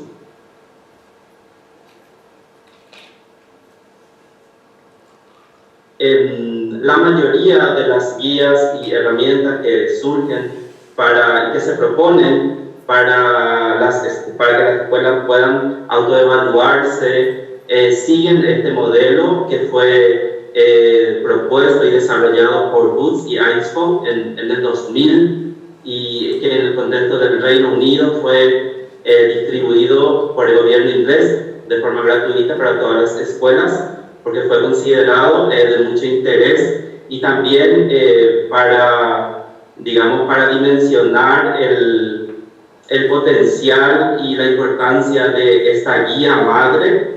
Fue traducida a más de 40 idiomas y hasta hoy día está siendo editada y volviéndose a editar, mejorando e incorporando otros aspectos para que pueda responder más a la realidad y a lo que actualmente perseguimos en relación al modelo inclusivo. Básicamente consta de 3 dimensiones, que son las políticas, las prácticas y las culturas. Las políticas tienen que ver con cómo gestionamos el centro y con los planes y programas que se implementan para cambiarlo. Las prácticas se basan en lo que se enseña en las escuelas y cómo se enseña y se aprende. Por lo tanto, involucra una serie de indicadores que responden al modelo de educación inclusiva. Las culturas reflejan las relaciones, los valores y las creencias profundamente arraigadas en su comunidad educativa. Todo esto surge, estos modelos, a partir de la investigación, la experiencia, y sirven para la autoevaluación, que nos llevan a una reflexión sobre nuestros avances, y a partir de esos resultados podemos realizar planes de mejora. Bueno, por cuestiones de tiempo, entonces he decidido presentar algunos instrumentos que yo he trabajado y que son muy útiles para que en nuestro centro podamos tener un primer contacto, a vernos hacia nosotros mismos, realizar una mirada sobre nuestras prácticas desde varios aspectos, teniendo en cuenta siempre esas dimensiones que hemos mencionado, que básicamente es como que permanece en todos los instrumentos, que son estas tres dimensiones: las políticas, las prácticas y las culturas. El primero es how good is our school, qué tan buena es nuestra escuela, que fue desarrollado en el contexto escocés y que propone una guía de autoevaluación mirando qué es lo que hacemos, qué es lo que necesitamos y cómo lo están haciendo los demás. O sea que mirar a nuestro alrededor, no solo centrarnos en autoevaluar a partir de un instrumento. Es un instrumento muy complejo, pero a la vez sencillo, y que puede ser adaptado y que puede ser utilizado incluso solo por partes, si es que estamos interesados en un determinado aspecto de nuestra escuela. Entonces, fácilmente puede utilizarse solo una parte de la misma. Luego está otro propuesto por la Agencia Europea de Necesidades Especiales de Educación Inclusiva, que es aumentando el logro de todos los estudiantes, que es un recurso también que se centra en el logro de los estudiantes y que responde básicamente a dos conceptos, que es cómo medir la calidad y la equidad en nuestros sistemas educativos. Luego tenemos el propuesto por la UNESCO, que es la guía para asegurar la inclusión y la equidad en la educación, que fue propuesta desde la UNESCO, y en este caso esta guía tiene que ser implementado desde el Ministerio de Educación, tiene ese enfoque, y puede ser implementado también a nivel de centro, pero más bien serviría para evaluar la política educativa a nivel país. Y por último, en el contexto español, que es una guía de autoevaluación que me ha gustado mucho y que abarca muchas dimensiones de la realidad institucional y utiliza vocabularios muy fáciles, accesibles. Este instrumento también puede ser utilizado solo por partes, dependiendo de los intereses y de las necesidades que se tengan en los centros.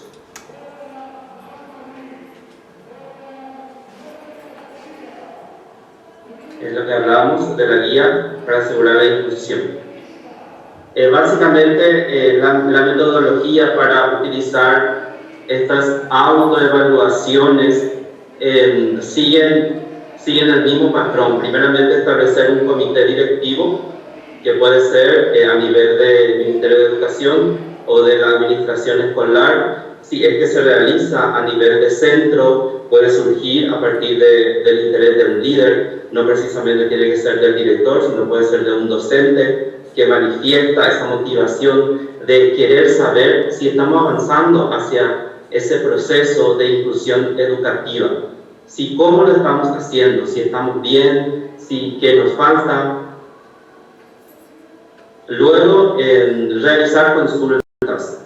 Realizar consultas siempre es necesario, al no ser que tengamos un coach externo, una persona experta que podemos contratar o a través de organismos con los que podemos ponernos en contacto. Realizar consultas también implica revisar la literatura, mirar cuáles son las guías e instrumentos que podemos utilizar y que son de fácil acceso, que están en internet, la mayoría en gestores bibliográficos, y que son muy accesibles para las escuelas. Luego del proceso de autoevaluación, una vez que ya se lleve a cabo en el centro y que se sistematice los datos, muchas veces también para sistematizar los datos es necesario también un conocimiento un poco más especializado, porque la mayoría de los instrumentos utilizan la escala tipo Likert, entonces hay que otorgar valores de acuerdo a las respuestas positivas, negativas. Entonces Realizar consultas abarca todo ese ámbito. Y finalmente preparar un informe en base a los resultados y presentar y preparar un plan de mejora. Bueno, pues entonces, hasta ahí es mi presentación y estoy abierta a las preguntas, consultas, cosas que quieren que deseen agregar al final de la misión. Muchísimas gracias, Nelson Villalba, por tu presentación muy oportuna. Agradecemos tu presentación.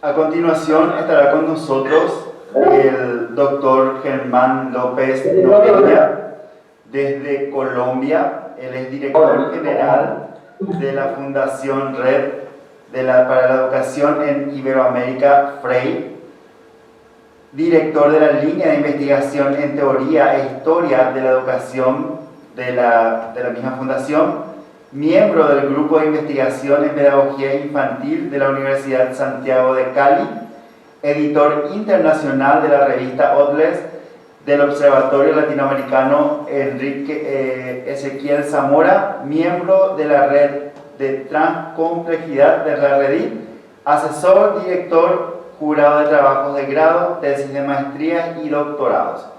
El doctor Germán López Noreña nos presenta el tema resignificación de la paideia griega en el escenario de las vicisitudes en la educación del siglo XXI. Bienvenido, doctor, y ahora yo le comparto la pantalla, ¿sí? Ok, gracias, Daniel. Buenas tardes para algunos en América.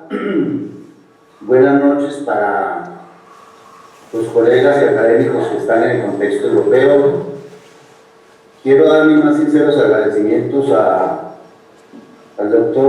señor doctor Valentín Martínez Otero Pérez, director y presidente general del Centro Asturiano, a las autoridades de la Universidad Nimón Gajo, al magíster y doctorando por partida doble, que es doctorando 2 veces, está en este proceso jugador, y a todos mis colegas doctorandos, a mis colegas doctores, investigadores y todas las personalidades y académicos en América y en Europa que nos están acompañando.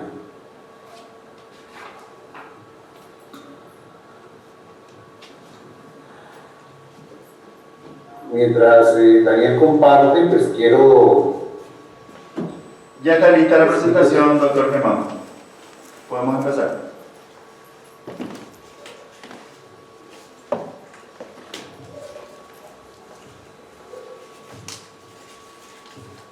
¿Cómo hago para compartir?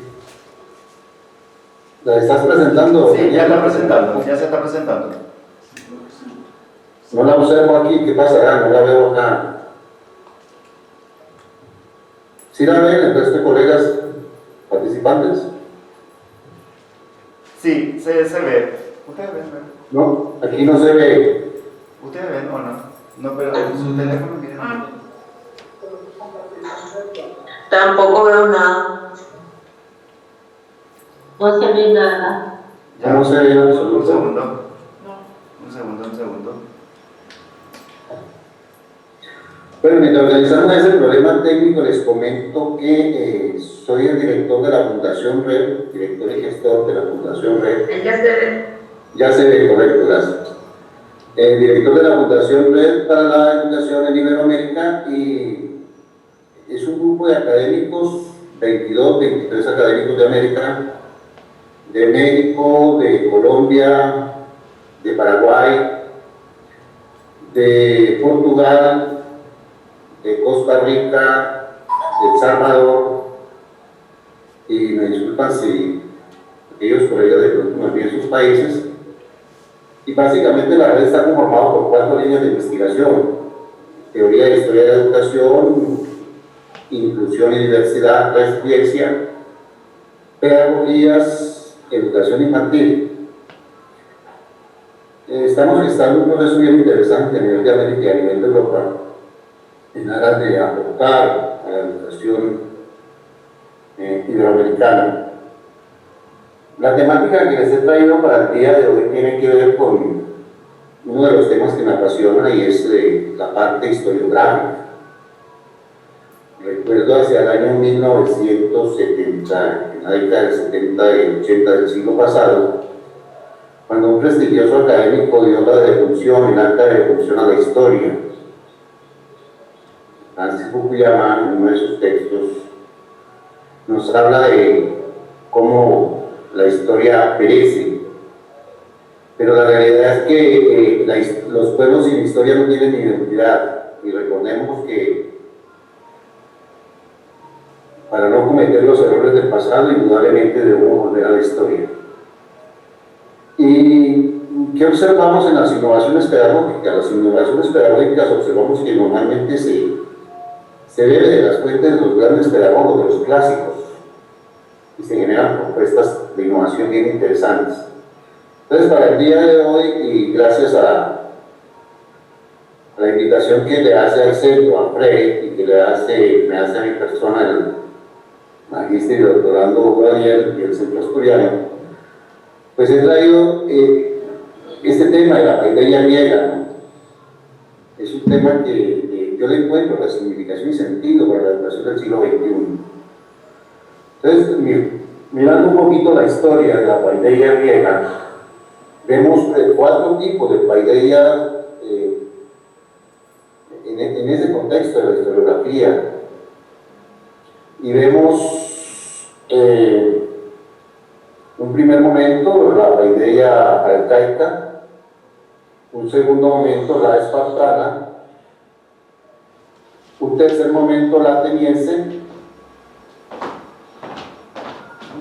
y un último momento que sería la helenística.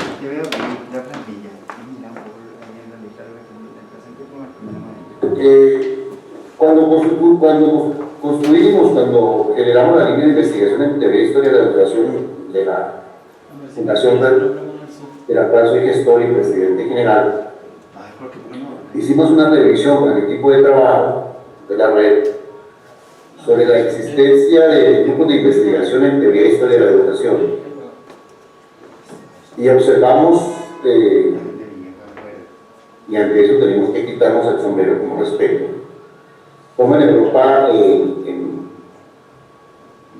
bastantes universidades existe esta línea de investigación, a diferencia de América.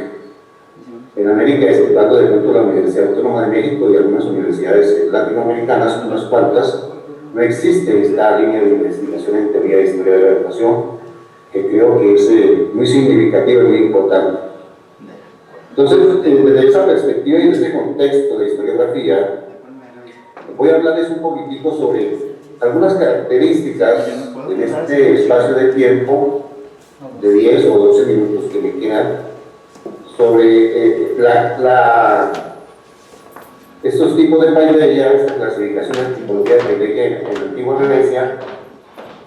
Miramos un poco las vicisitudes, el término vicisitud, y miramos ese tipo de vicisitudes, un poquitico de la definición de que da RAE, el diccionario de la Real Academia de la Lengua Española, para luego enfocarnos en una contextualización de la paideia en el escenario de la educación del siglo XXI y en este escenario del COVID-19.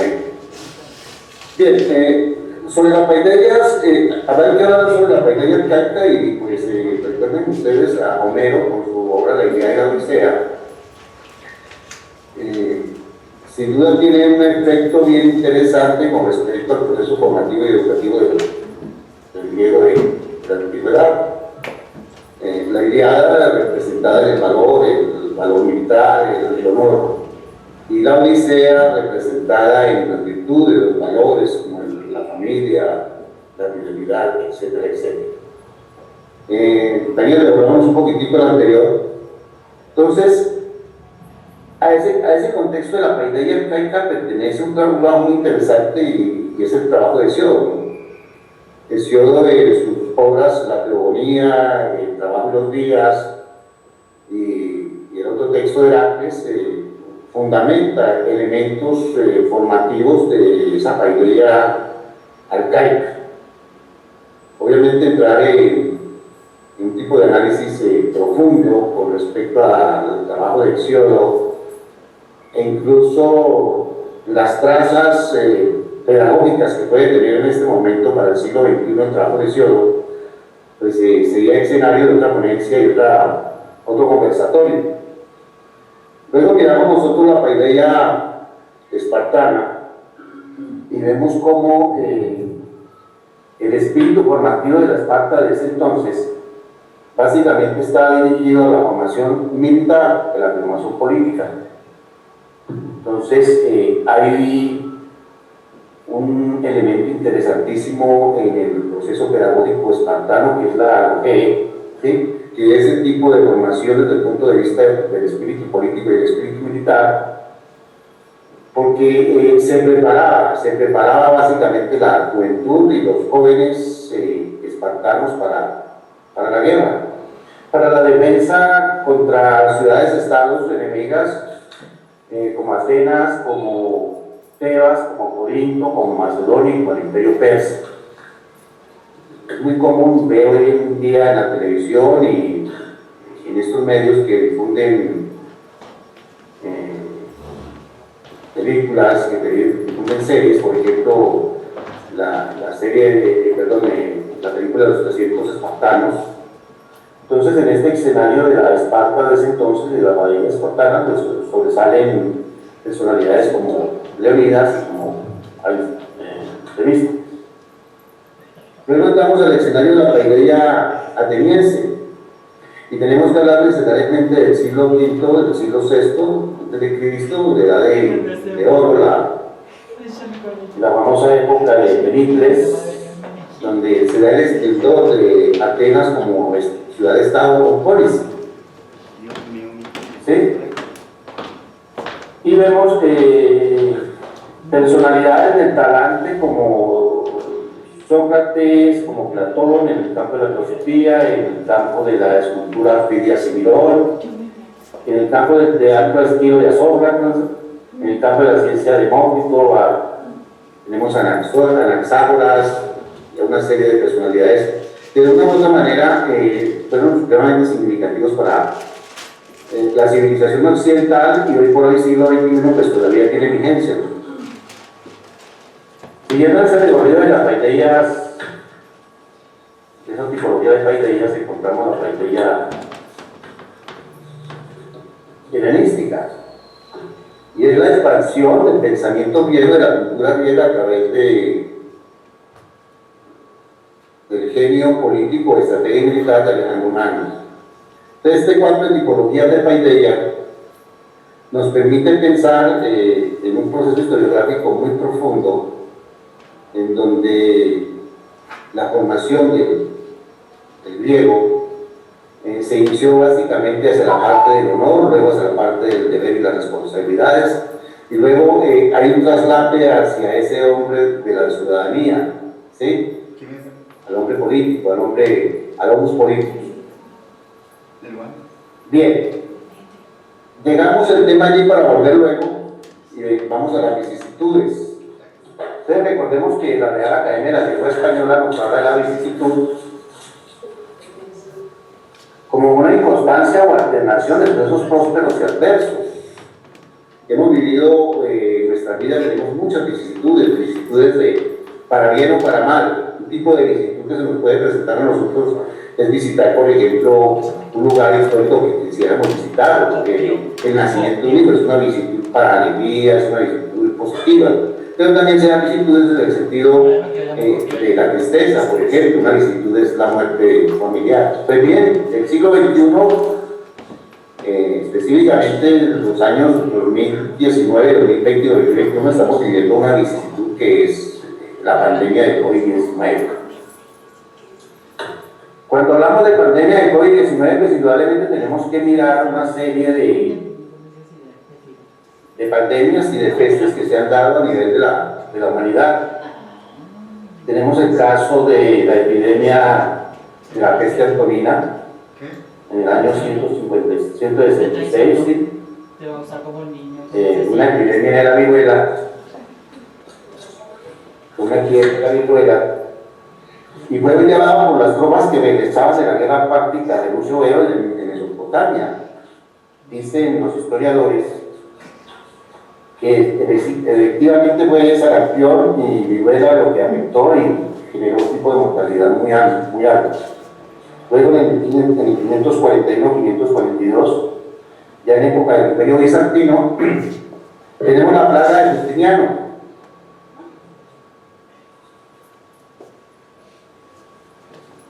Tenemos la peste negra hacia el siglo XIV y el siglo XIV, ¿cierto? Siglo XIV, siendo cronológicamente los años de mayor incidencia y de mayor mortalidad de los años 1347 y 1383.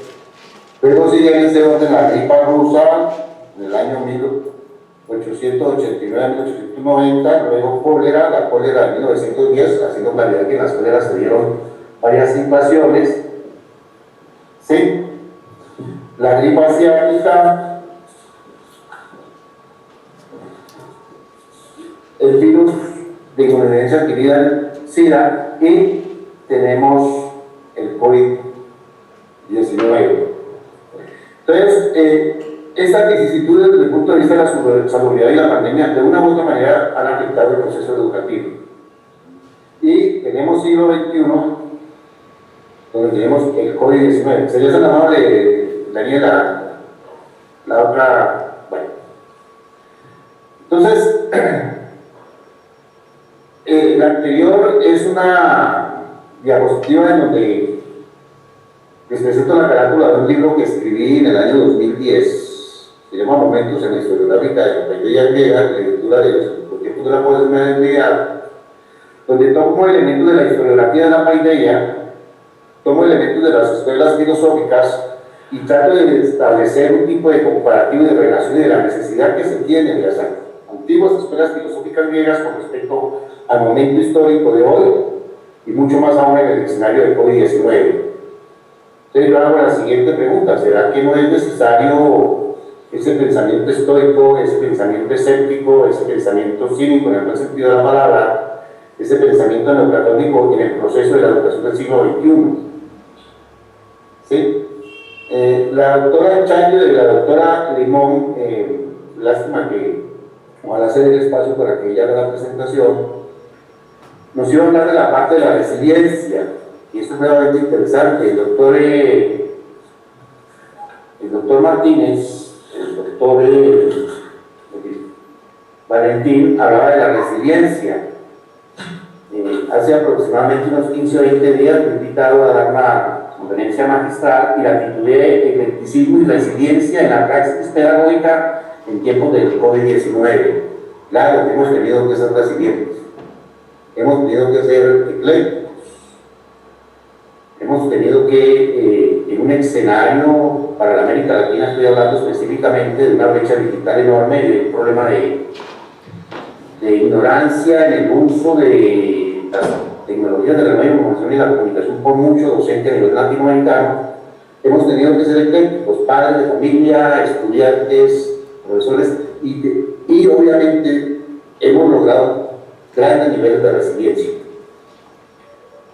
La próxima, por favor. Bien, ya el tiempo se agota, quiero leer esta cita de uno de mis libros. Dice: la educación griega nos dejó como legado la base de una educación liberadora que aboga por un desarrollo holístico e integral. Para los griegos, el objetivo central de la educación lo era el enseñar a vivir mejor, el desarrollo de la virtud y la cultura. En suma, propendían por una educación no centrada en los oficios particulares, sino en estar al ciudadano modelo y al hombre libre. Claro, todavía estamos en ese proceso, todavía estamos en esa regla, todavía estamos en esa lucha. En otro texto que escribí con respecto a la educación grecorromana y mirando a dos personalidades como Quintiliano y Cicerón, veía que problemáticas de ese entonces son problemáticas que se viven todavía en el siglo XXI. ¿Qué podríamos decir? Que es el mismo vino en diferentes odres. Quiero agradecerles el haberme escuchado, haber compartido estas ideas con ustedes, generar inquietudes y que sigamos en esta rueda por la educación de Iberoamérica y del mundo. Muchas gracias, muy amables. Muchísimas gracias, doctor Germán López Noreña, por compartir su trabajo desde Colombia. Y como bien lo mencionaba, a continuación vamos a presentar nuevamente a la doctora María Rosario Limón y la doctora María Enriqueta Chalfón, quienes nos presentarán el tema Desarrollo de nuevas habilidades para afrontar la pandemia, resiliencia y learnability. Voy a compartir pantalla.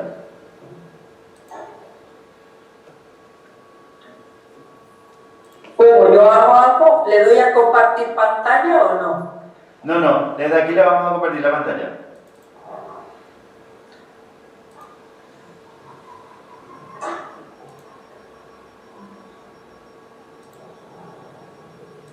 Sí. A ver.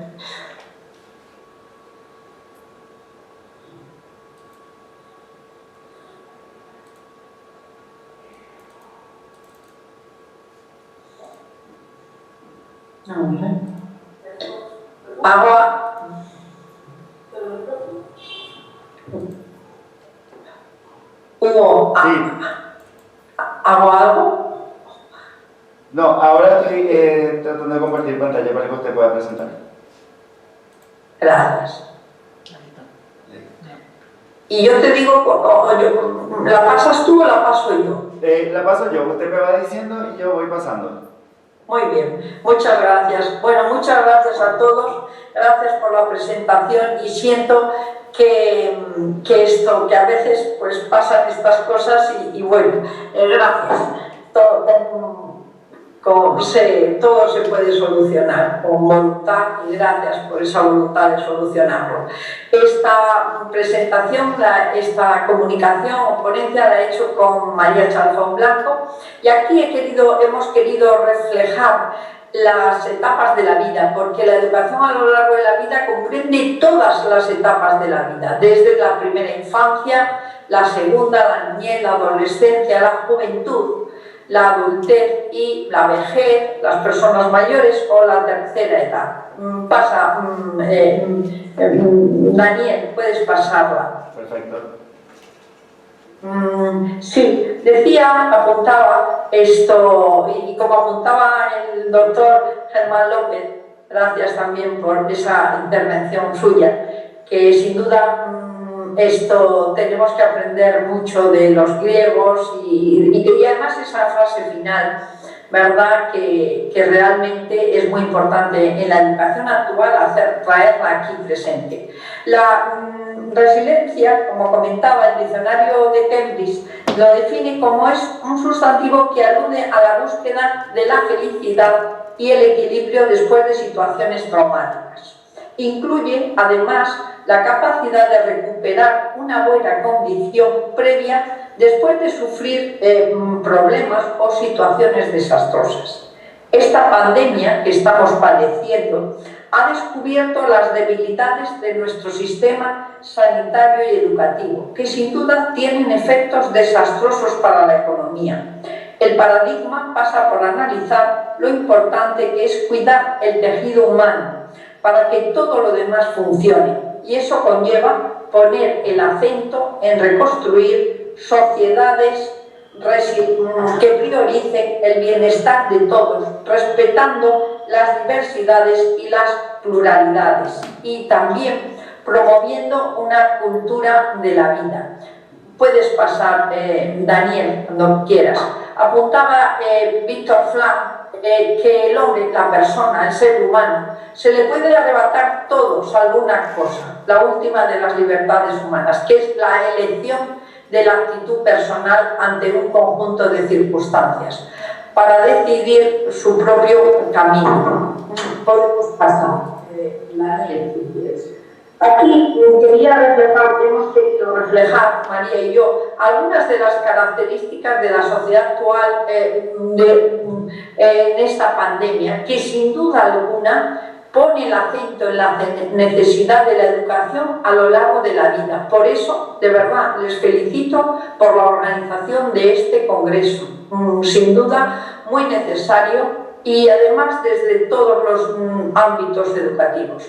¿Qué destacaría de esta sociedad? Pues indiscutiblemente la soledad y el aislamiento social. Y esa soledad no solamente de las personas mayores, sino también de otros grupos de edades. Destacaría la inseguridad laboral, muy importante. Destacaría desde luego la disminución de esas posibilidades de tiempo libre y de ocio. La longevidad, que es un hecho, cada vez vivimos más años, pero en esta pandemia, en España, hemos retrocedido un año de vida, de media de vida. También esta pandemia nos lleva a una profunda crisis socioeconómica. Indiscutiblemente, como ha apuntado el doctor Germán López, a lo largo de la historia ha habido pandemias, pestes, enfermedades, etc. Y es necesario, y en estos momentos la pandemia del COVID nos ha llevado a esa profunda crisis socioeconómica. También nos ha llevado indiscutiblemente a la potenciación de las nuevas tecnologías, y esto requiere formación. También queríamos señalar el edadismo. Es necesario que nos posicionemos en contra del edadismo. El edadismo es la tercera causa, lo dice la Organización Mundial de la Salud, de discriminación en el mundo, después del racismo y del sexismo, la tercera causa. Entonces, es necesario, ¿verdad?, que trabajemos para que todas las personas no sean discriminadas por la edad. Y por supuesto, y en todos los ámbitos. También destacaría la violencia de género, pero podemos hablar de otra violencia, que el profesor Valentín hablaba de la violencia de los niños. El 50% de los niños del mundo, y lo señala la UNESCO, sufren violencia cada año. Y qué importante, fundamental, las familias, fundamental. Y también el paro juvenil, esta pandemia nos ha llevado a un paro juvenil y a una destrucción de empleo, que es necesario, ¿verdad?, trabajar por reconstruirlo. También ha supuesto el riesgo de nuevos analfabetismos, el informático, el tecnológico, y la necesidad de formación en estos temas.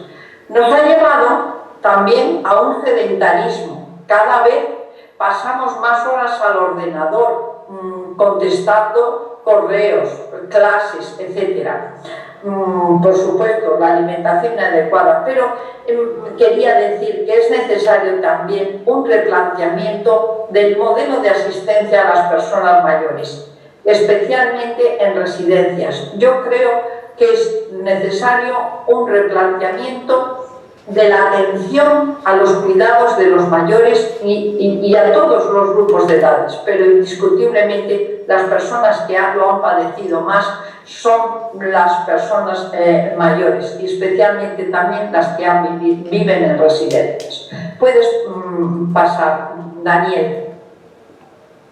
En las fases del procedimiento de las sociedades, el efecto de los desastres se determina según el balance entre los peligros naturales y la capacidad de la gente para enfrentarlos. La Agencia de Cooperación Internacional del Japón, JICA, es experta en la gestión de desastres naturales como inundaciones, tifones, erupciones volcánicas, tsunamis, terremotos, y su experiencia es de gran apoyo para aumentar la capacidad de las sociedades a enfrentarse a estos desastres desde una perspectiva multidisciplinaria. JICA establece las siguientes fases en el procedimiento para afrontar estas situaciones y establecen la prioridad de la primera fase, la fase preventiva, el desarrollo de comunidades y sociedades resilientes ante los desastres. Las medidas de prevención y reducción del daño por desastres son más efectivas cuando son tomadas durante la fase de prevención, que implica la mitigación y la preparación, antes de que los desastres ocurran en realidad. Y sin duda alguna, esta pandemia nos ha pillado completamente desprevenidos en todos los ámbitos. Puedes pasar, Hugo.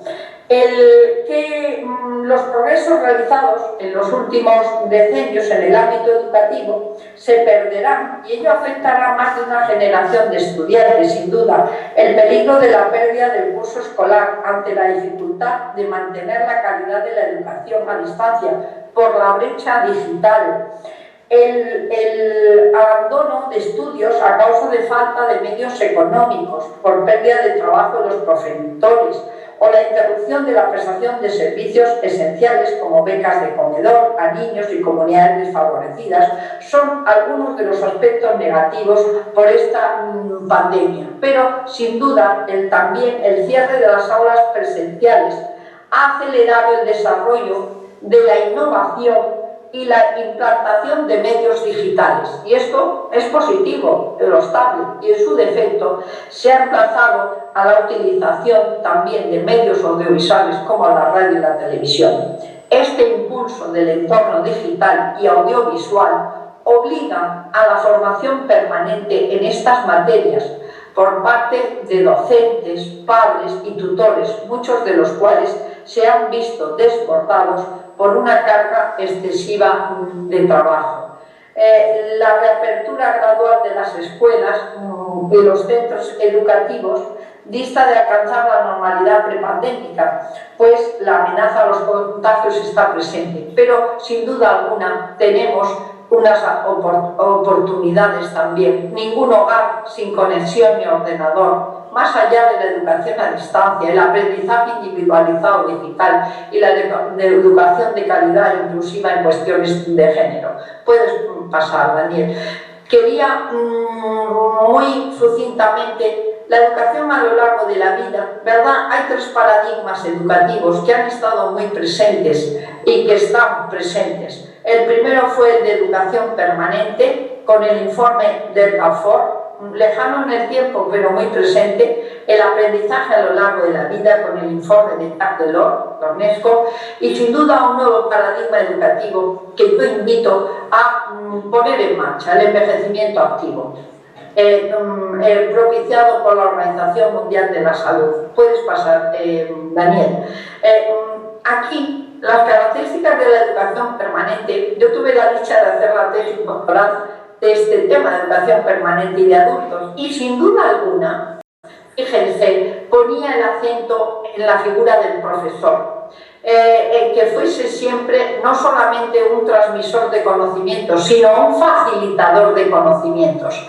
Y una frase que está muy presente en todos los escritos es el potenciar en el alumno aprender a aprender. Y ahora está muy presente. Y yo quería destacar esta característica, estas dos: la diversificación y ampliación de contenidos, que lo puso en marcha este paradigma, la importancia de la educación para la salud, para las relaciones humanas, para la comunicación, para la paz, y también nuevos espacios educativos, esa sociedad educadora. Ahora también puedes pasar, Hugo. En esos espacios educativos tenemos que potenciar todos los espacios de la infancia. A mí me gusta mucho el movimiento de ciudades educadoras, ¿verdad? Ahora se trabaja, y me parece muy interesante, en ciudades y municipios amigables, ¿verdad? Y en el primer congreso de ciudades educadoras se llevó a cabo en Barcelona en 1990 y fue dirigido a la infancia. Y se diseñó un mapa de espacios educativos, sin duda, y una carta de ciudades educadoras que algunas ciudades en España pues la firmaron, entre ellas Alcobendas, y señala distintos espacios educativos, los parques, las plazas, la ludoteca, las librerías, las jugueterías, que son espacios de educación también no formal e informal. Puedes pasar. Gracias. Espacios también que son de aprendizaje a lo largo de la vida. Espacios para los adultos mayores, desde esos hogares y club del jubilado, del pensionista, hemos pasado a las aulas de tercera edad, también a los programas universitarios de mayores. Cada vez la formación es una dimensión del ocio que tiene cada vez más éxito, y sin duda alguna las escuelas de adultos o los parques, etc. Puedes pasar. El informe de Jacques Delors apuntaba 4 pilares para el siglo XXI, que yo creo que es necesario seguir potenciándolos. Y me quiero centrar en este primer pilar que ponía las bases para ese aprendizaje a lo largo de la vida. Pero quizá el que quería destacar es aprender a vivir juntos, a convivir distintas culturas, distintas edades, a cooperar con los demás, participando en las actividades sociales para conseguir esa ciudadanía activa y democrática. Vas a pasar porque voy un poquito de tiempo. El aprendizaje a lo largo de la vida, ¿verdad?, que indiscutiblemente es un paso más también de la educación permanente, que tiene en cuenta pues ayudar a desarrollar competencias y dimensiones relacionadas con la calidad de vida de las personas. También, muy importante, conectando con las experiencias, intereses y aprendizajes previos de los individuos. Y también requiere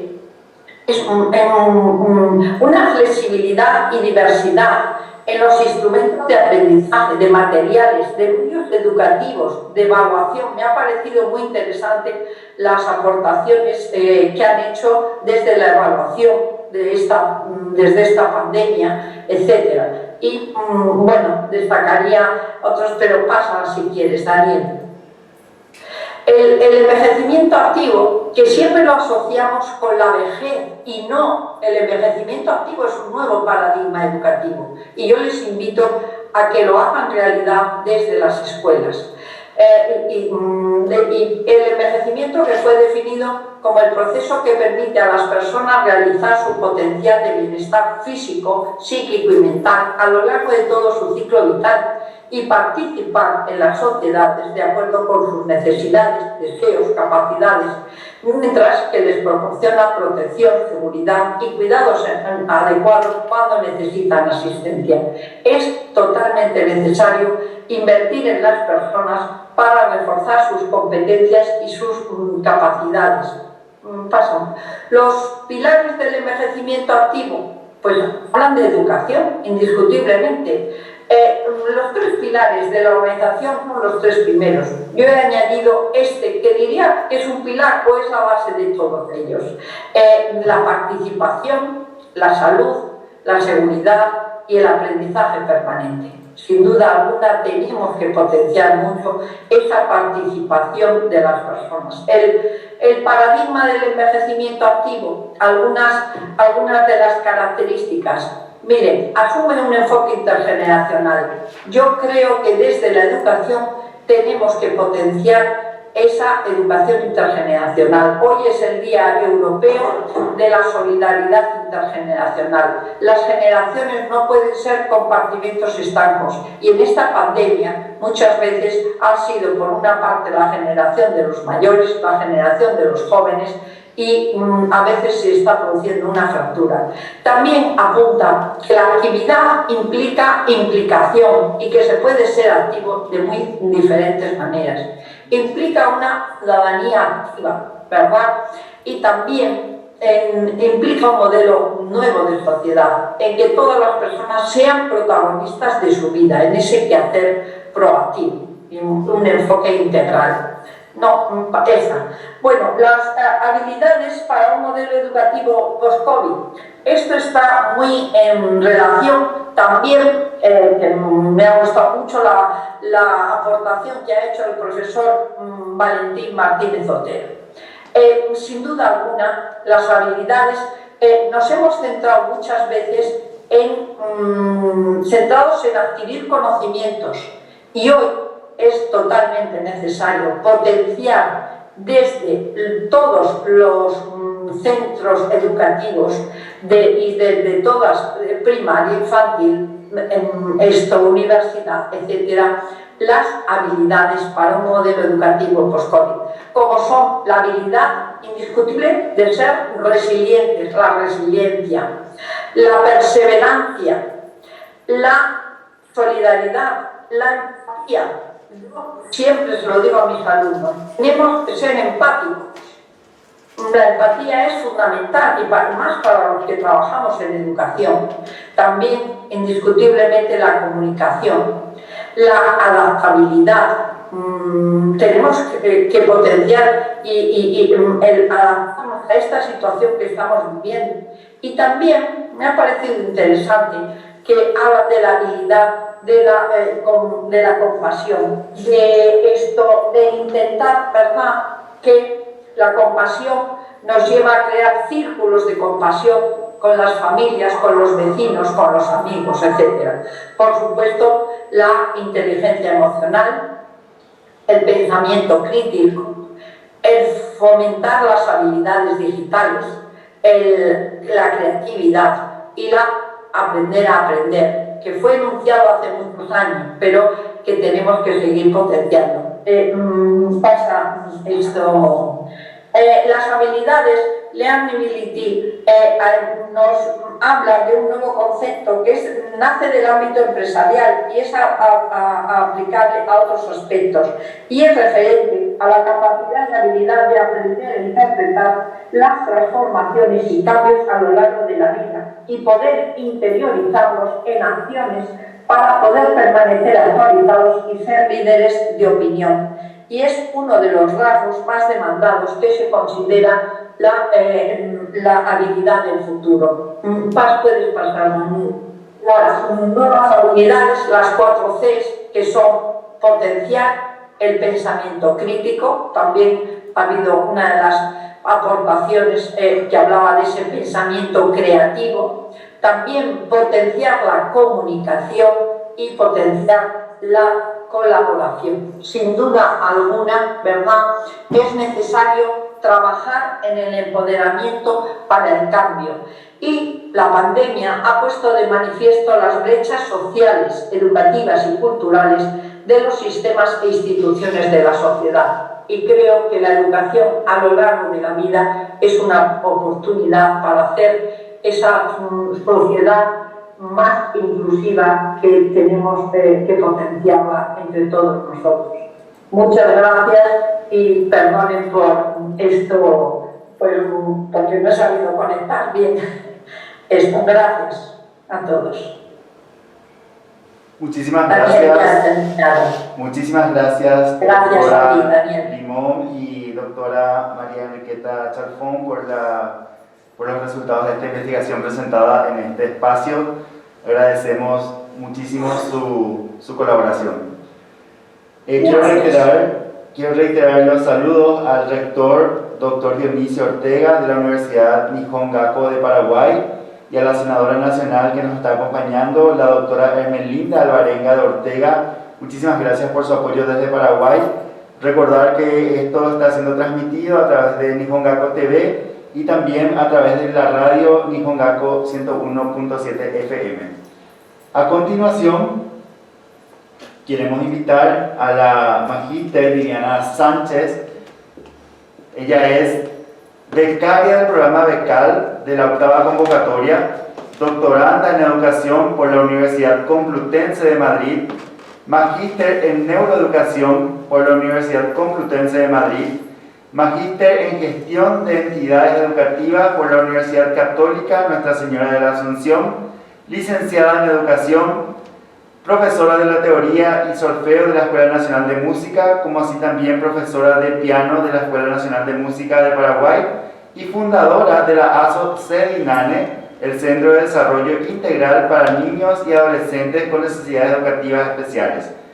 La magíster Viviana Sánchez nos presenta el tema El lenguaje diverso en la educación, propuestas didácticas.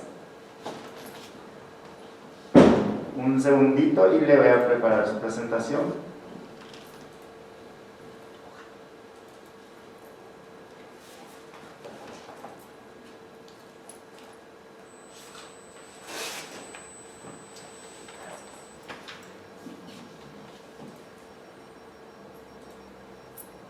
Adelante, doctora.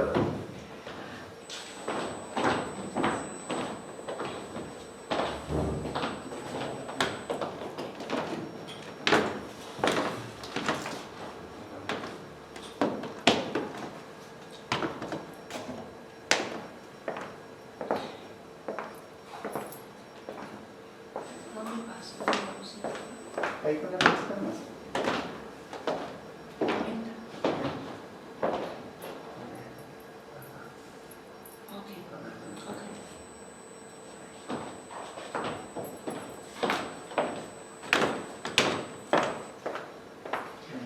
Bueno, muy buenas tardes, muy buenas noches, muy buenos días.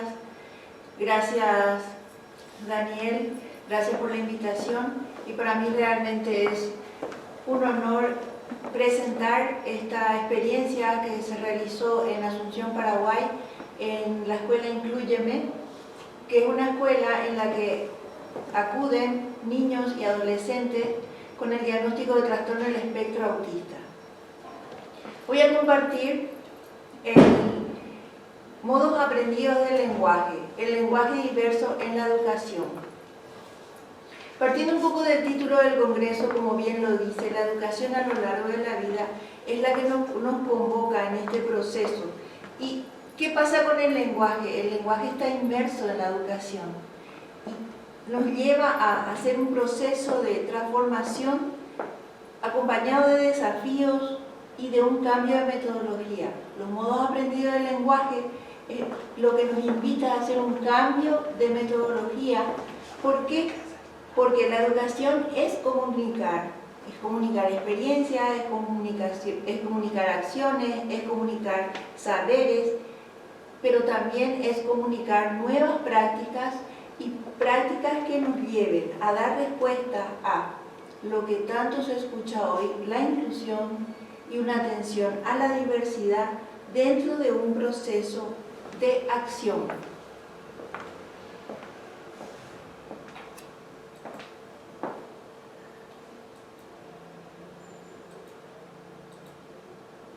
Voy a comenzar un poco hablando de lo que es el lenguaje según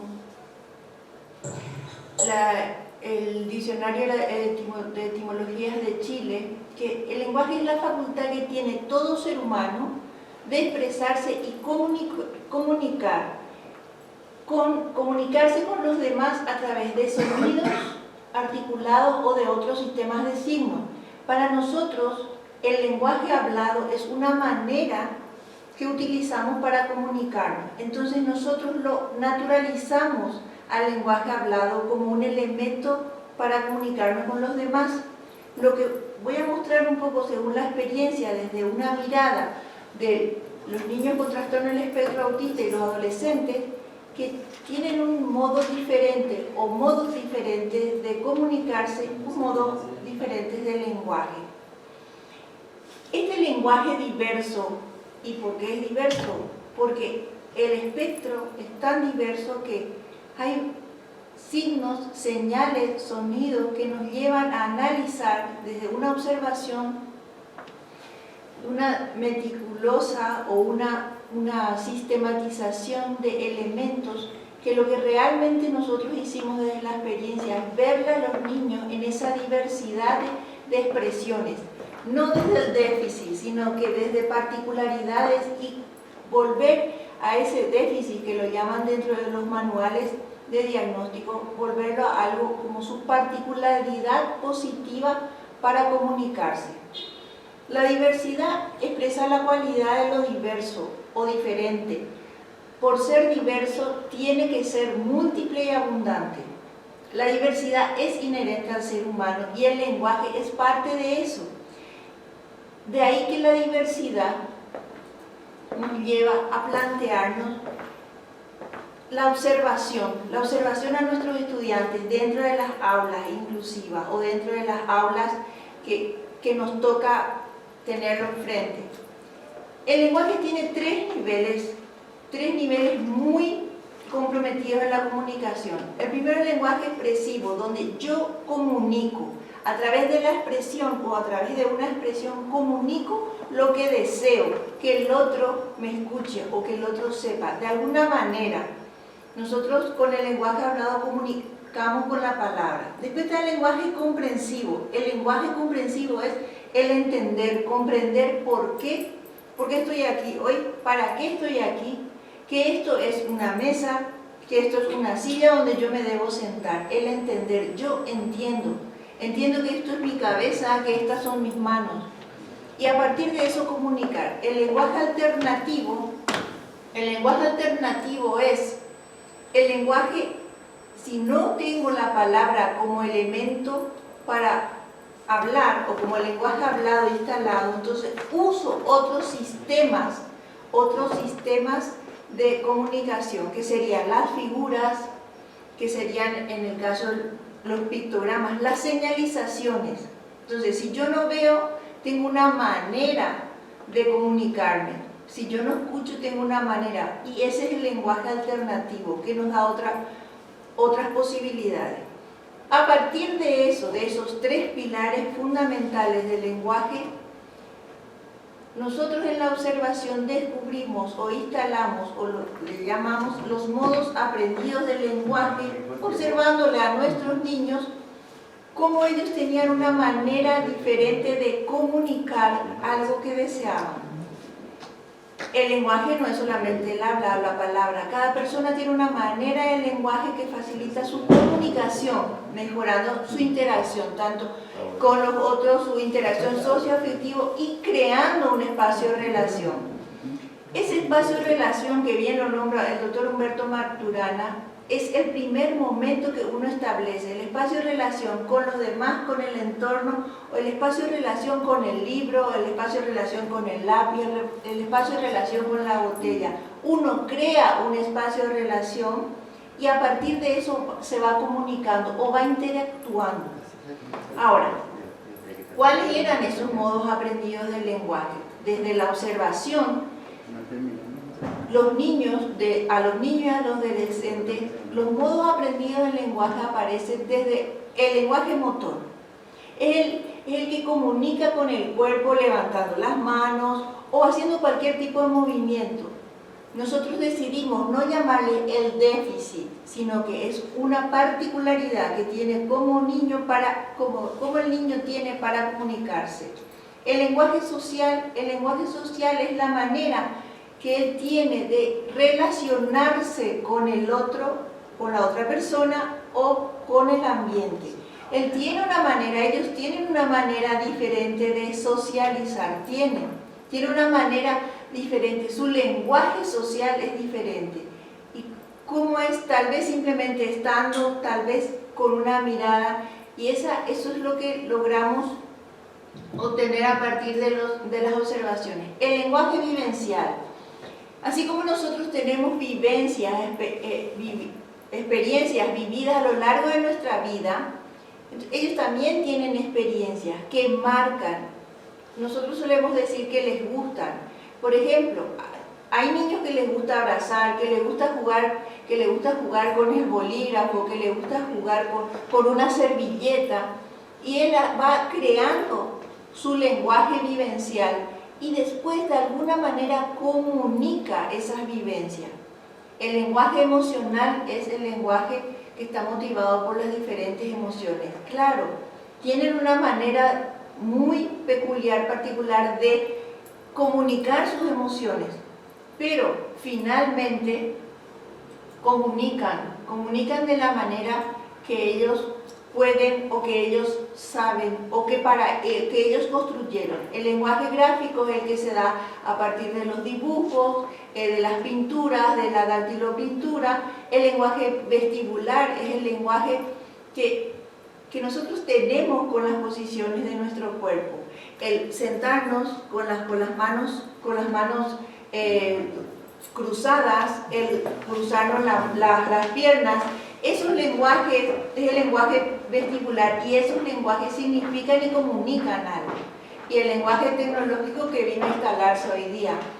Tanto fue que el lenguaje tecnológico tuvimos que readaptar con herramientas como herramientas tecnológicas, videos interactivos, donde ellos mismos se firmaban, y que sean realmente un lenguaje funcional para ellos.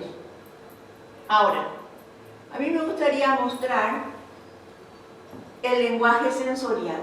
El lenguaje sensorial, como bien lo dice, es un lenguaje que está afectado o que se comunica a través de nuestros sentidos. Puede ser el tacto, puede ser el oído, puede ser el olfato o puede ser el gusto. Entonces, ¿qué pasa? ¿Cómo potenciar ese lenguaje a partir del lenguaje sensorial? Y hay chicos que son sumamente táctiles. Entonces, lo que nosotros utilizamos es estos guantes que nos sirvió para colocarlos. Estos pueden ser pompones de colores, son llamativos, captan su atención, y acompañados de una música. Por ejemplo, con un dedo tengo uno, con 2 dedos tengo 2, y con todos mis deditos la caricia es para vos. Si es muy sensorial, táctil, esto le produce una sensación agradable, lo calma, lo tranquiliza. Pero ¿qué nosotros quisimos hacer ahí? Enseñarle que el guante puede utilizar para saludar, para comunicar un saludo, para disfrutar, y también que puede trasladar esa estereotipa táctil que tiene tanto de tocarse, puede trasladar como un elemento de comunicación positivo y funcional. El lenguaje musical es el que está dado por la música. ¿A quién no le gusta la música? A todos nos gusta la música, pero la música no es cantar nomás, es armonía, es melodía y es ritmo. Entonces, por ejemplo, el lenguaje musical está acompañado de la propuesta que voy a mostrar con el lenguaje alternativo, las imágenes que las maestras usamos muchísimo para enseñarle a los peques y a los no tan peques también. Entonces, por ejemplo, esta canción dice: el sol se quiere casar con la luna. La luna dijo que sí y el sol se puso feliz. Entonces, por ejemplo, aquí utilizamos el sol, la luna y la palabra sí. Después dice: el sol se dejó crecer los bigotes. La luna cuando lo vio le dijo que bigototes. Lo que vamos creando es historia, utilizando y apoyándonos a través del lenguaje alternativo. Para concluir y para finalizar, el ser humano es capaz de crear diversas formas de comunicarse. Nosotros, observando, descubrimos que podemos reutilizar o podemos reorganizar esas particularidades que tienen nuestros niños para lograr una comunicación, un espacio de relación. Utilice diferentes tipos de lenguaje que hace posible la comunicación. Y como seres humanos nosotros somos diferentes. Bien lo había dicho al inicio, que la diversidad es inherente al ser humano. Nos comunicamos con gestos, canciones, imágenes. Y también los modos aprendidos del lenguaje nos proponen, primero, crear un espacio de relación para que ese espacio de relación se convierta en un espacio de aprendizaje significativo y funcional a través de la experiencia, y así lograr las respuestas aceptables. Como referencia tenemos un poco el Humberto Maturana, Francisco Varela, Thomas Actor, que me sirvió para hacer una revisión a partir de los modos aprendidos del lenguaje. Muchas gracias.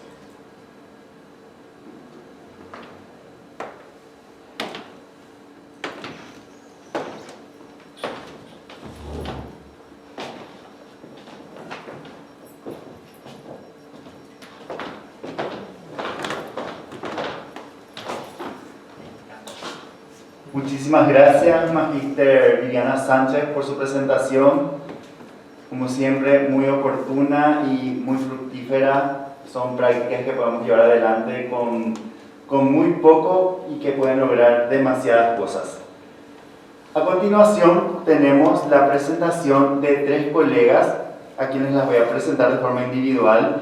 Ellas son la Magíster Eliana Arriola, la doctora Fátima Agüero y la Magíster Agustina Subeldía, que nos van a presentar el tema Una mirada a la práctica docente, abordaje de competencias investigativas y en TIC.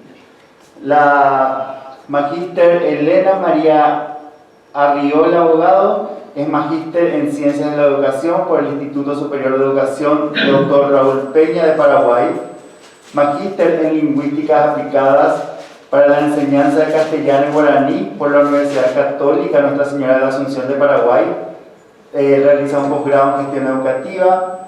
También es licenciada en lengua guaraní, doctoranda en ciencias de la educación por la Universidad Nacional de Pilar y profesorado en educación idiomática por el Instituto Superior de Educación Raúl Peña.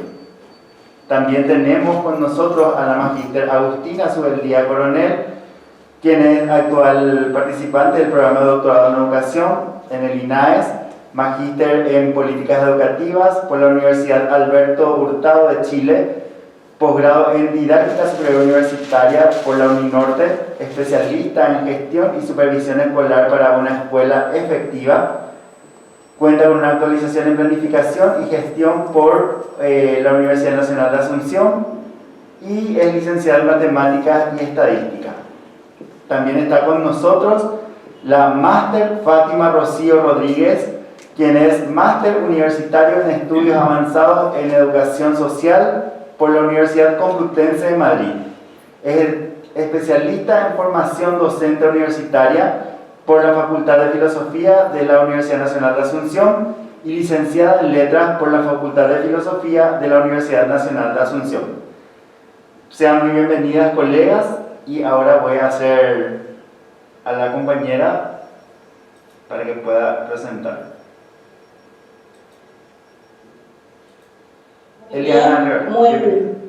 buenas tardes, muy buenas noches a todos los presentes. Gracias por este espacio. Al anfitrión, al doctor Valentín Martínez Otero Pérez y a nuestro contacto, nuestro amigo, el magíster Hugo Yajarí. Gracias por permitir al Instituto Nacional de Educación Superior, Dr. Raúl Peña de Asunción, presentar el resultado de una investigación realizada un poco antes de que tengamos la pandemia. Pero en tiempos de pandemia hemos hecho todos los cierres, los procesamientos y que este mismo documento sirve como referencia al Ministerio de Educación y Ciencias para que justamente sigan implementando y apoyando las mejoras en TIC y en investigación desde los institutos de formación docente.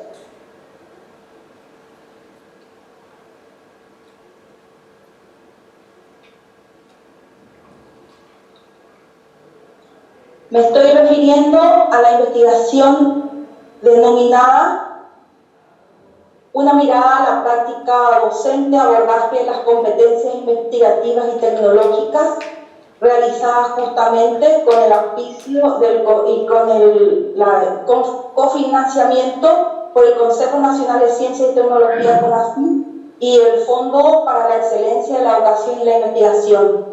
Esta investigación tuvo por objetivo analizar el desarrollo de las competencias investigativas y en TIC mediante la práctica docente en instituciones educativas de formación docente.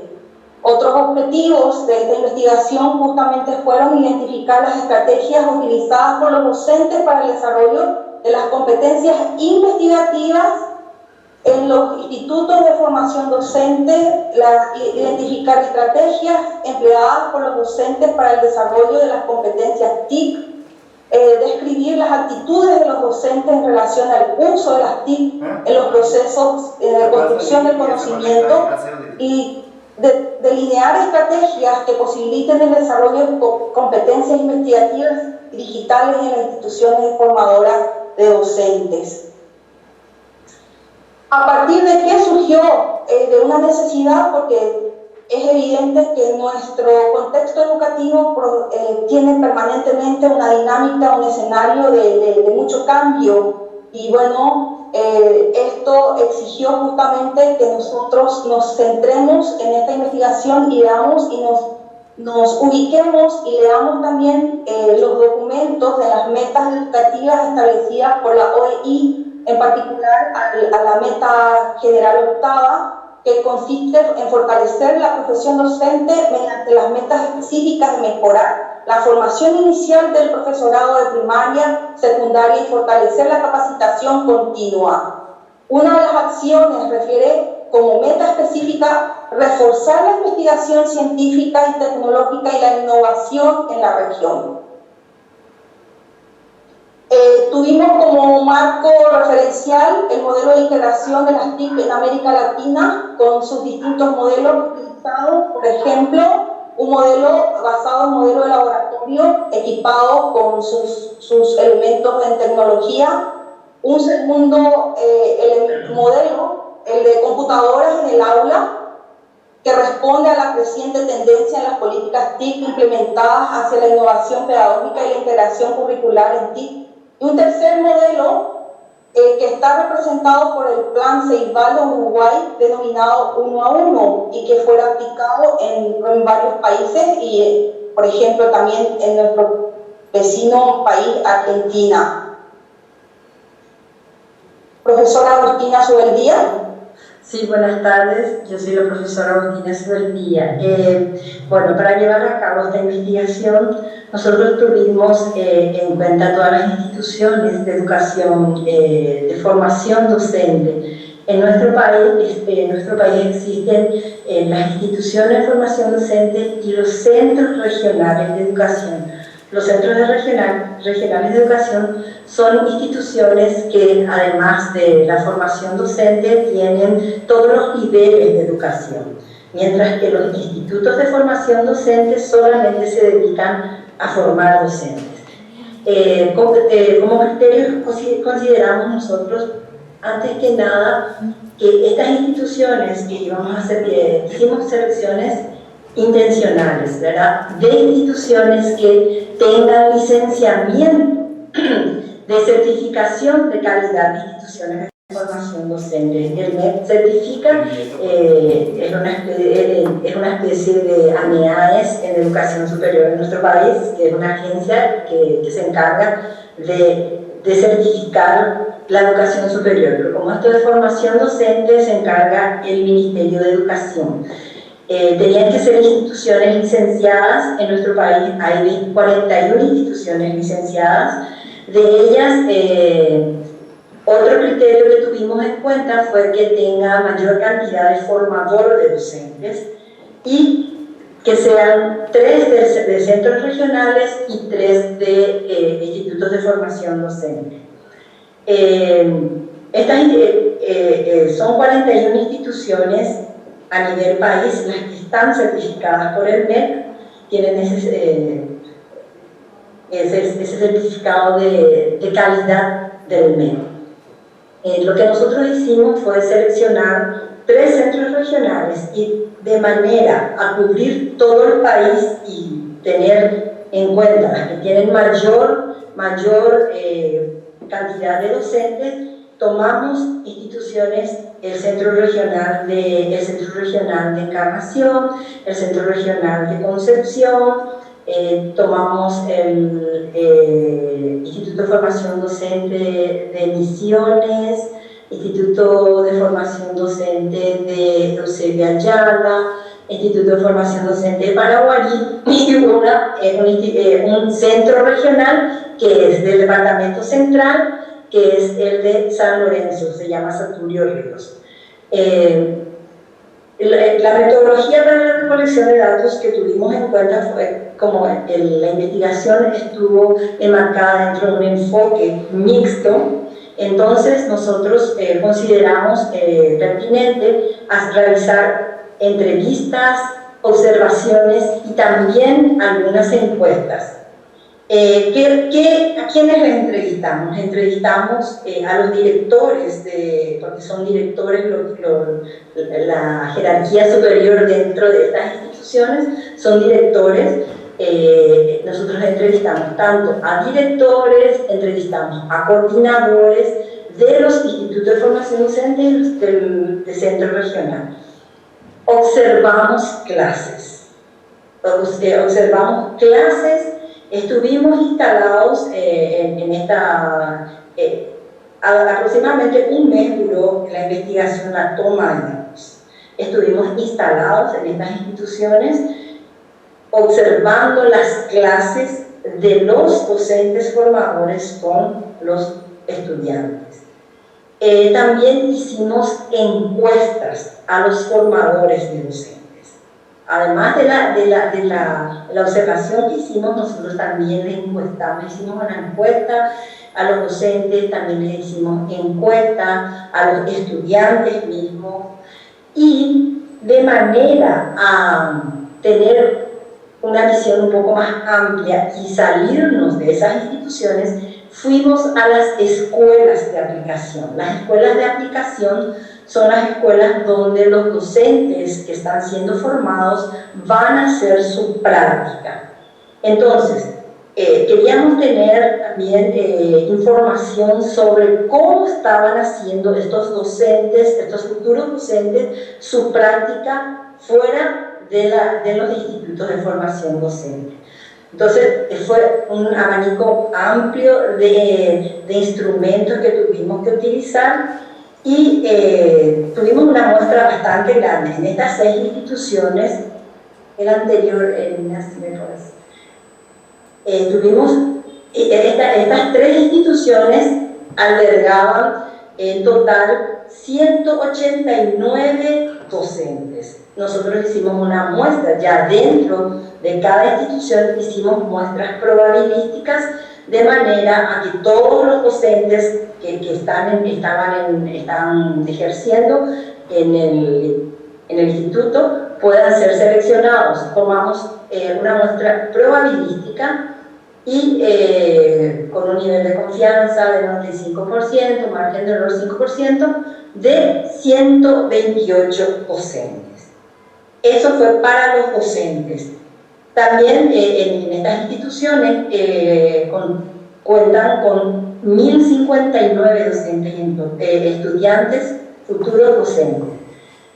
También hicimos, es una cantidad demasiado grande, tuvimos que recurrir también a una muestra representativa donde estratificamos la población de estudiantes, estratificamos por la especialidad y la institución. Y resultó en total, creo que es el siguiente, Elina, para ver total. En total tuvimos que hacer 283 estudiantes de las diferentes instituciones y por especialidad.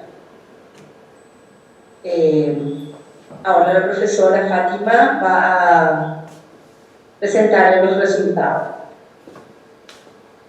Buenas tardes.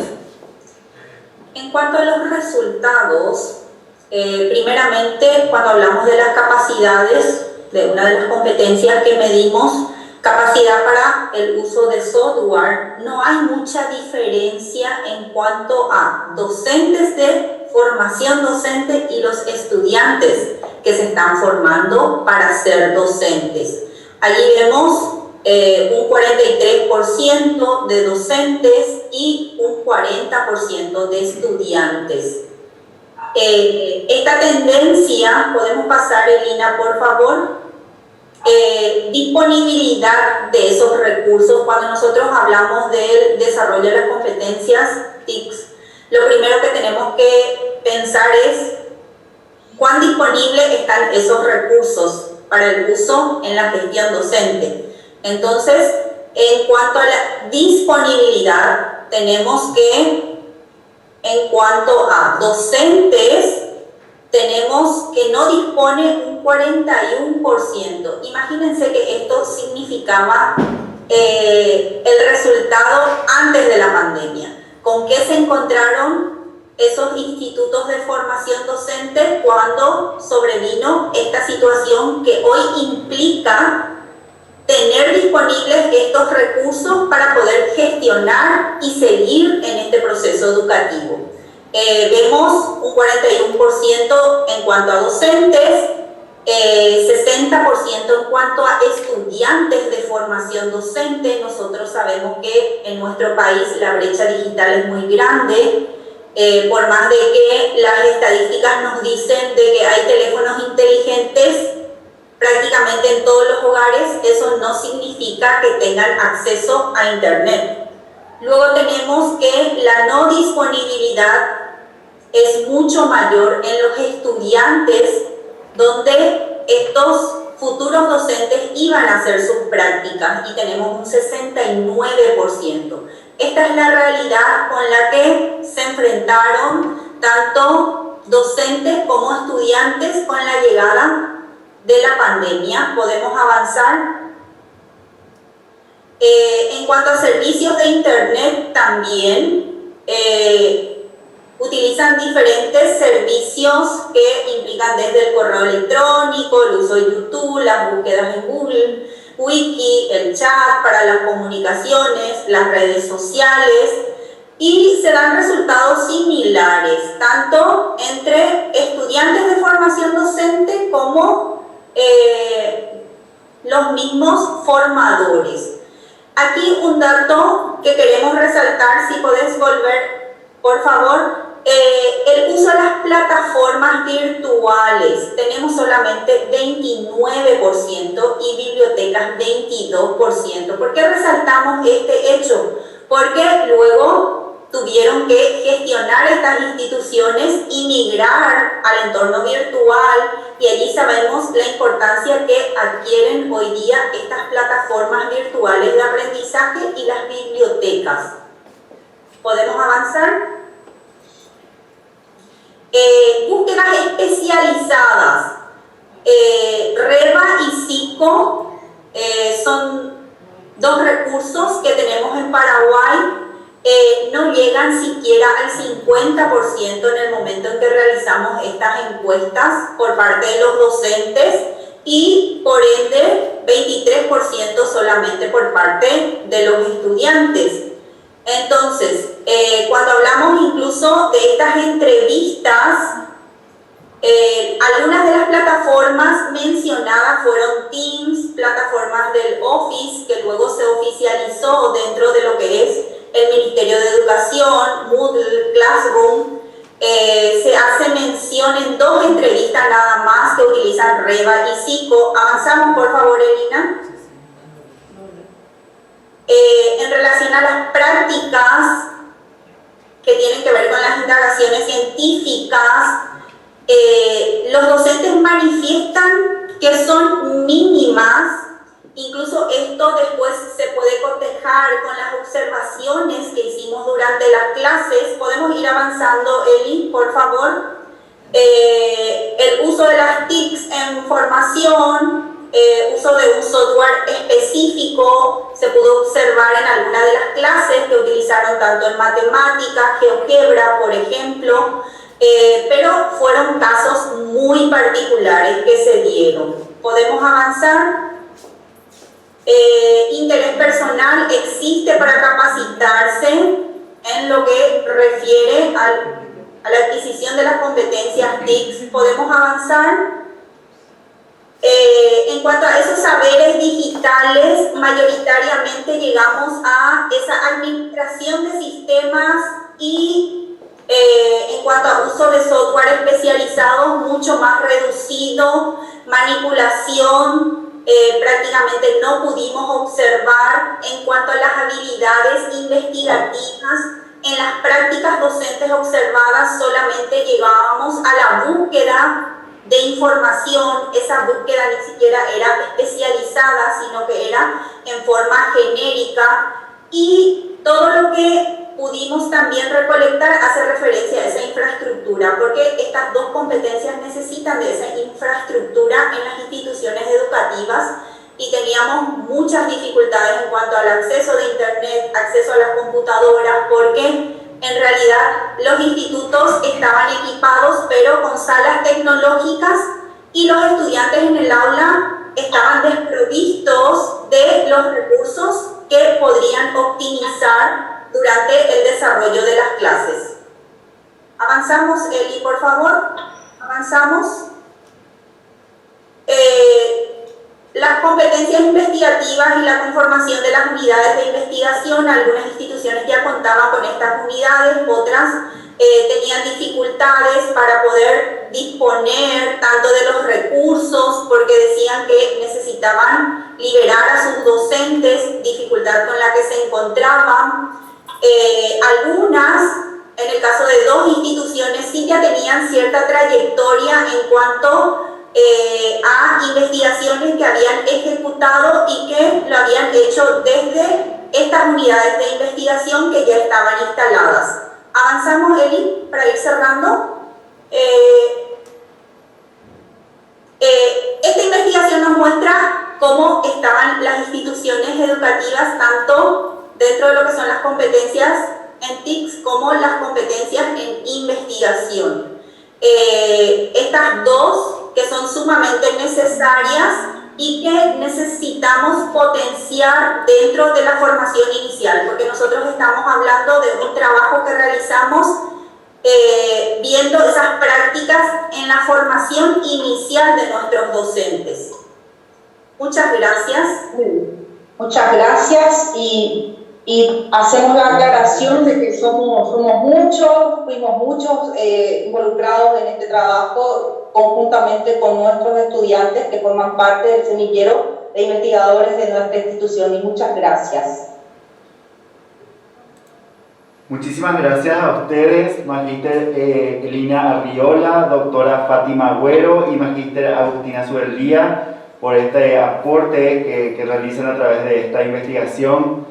Muchas gracias por su participación, y un gran saludo fraterno al INAES, que también es una institución muy cercana a mis afectos. Muchas gracias. Muchas gracias. A ustedes. A continuación, quiero invitar a la Magíster Paola Duarte Rivas. Ella es becaria del programa becal de la 10ª convocatoria, doctoranda en Psicología de la Educación por la Universidad de Barcelona, doctoranda en Ciencias de la Educación por la Universidad Evangélica del Paraguay, máster en Psicología de la Educación por la Universidad Evangélica del Paraguay, licenciada en Psicopedagogía, especialista en Gestión e Innovación Directiva por la Pontificia Universidad Católica de Chile y Fundación Chile. Es especialista en Educación Inclusiva, especialista en Estimulación Temprana y miembro de la Red de Especialistas en Política Educativa de América Latina. También se desenvuelve profesionalmente como técnica pedagógica del Ministerio de Educación y Ciencias del Paraguay. Bienvenida, Paola.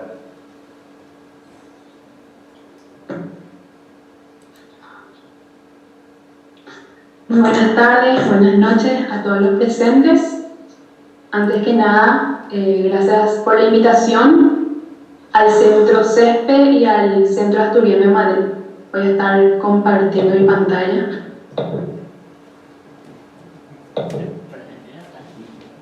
¿Se ve? Sí, se ve.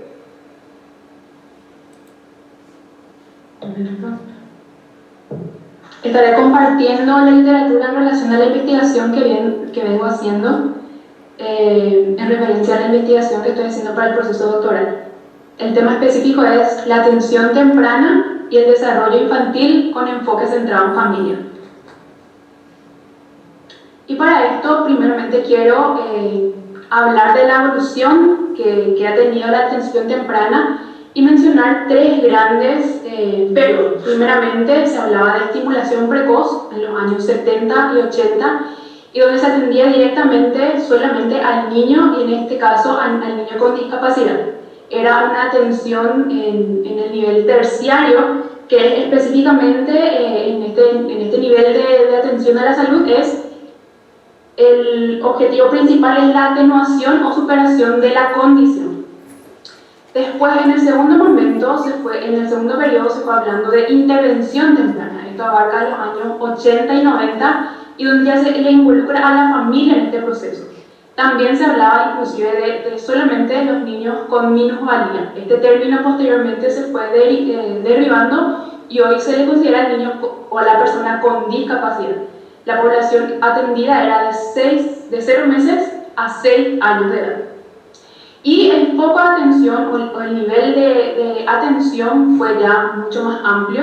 Se habló de prevención en segundo y en tercer nivel. El segundo nivel en este caso es la detección y el diagnóstico precoz de alguna condición específica de los niños, y el tercer nivel, como habíamos ya mencionado, es la atenuación o superación de alguna condición específica.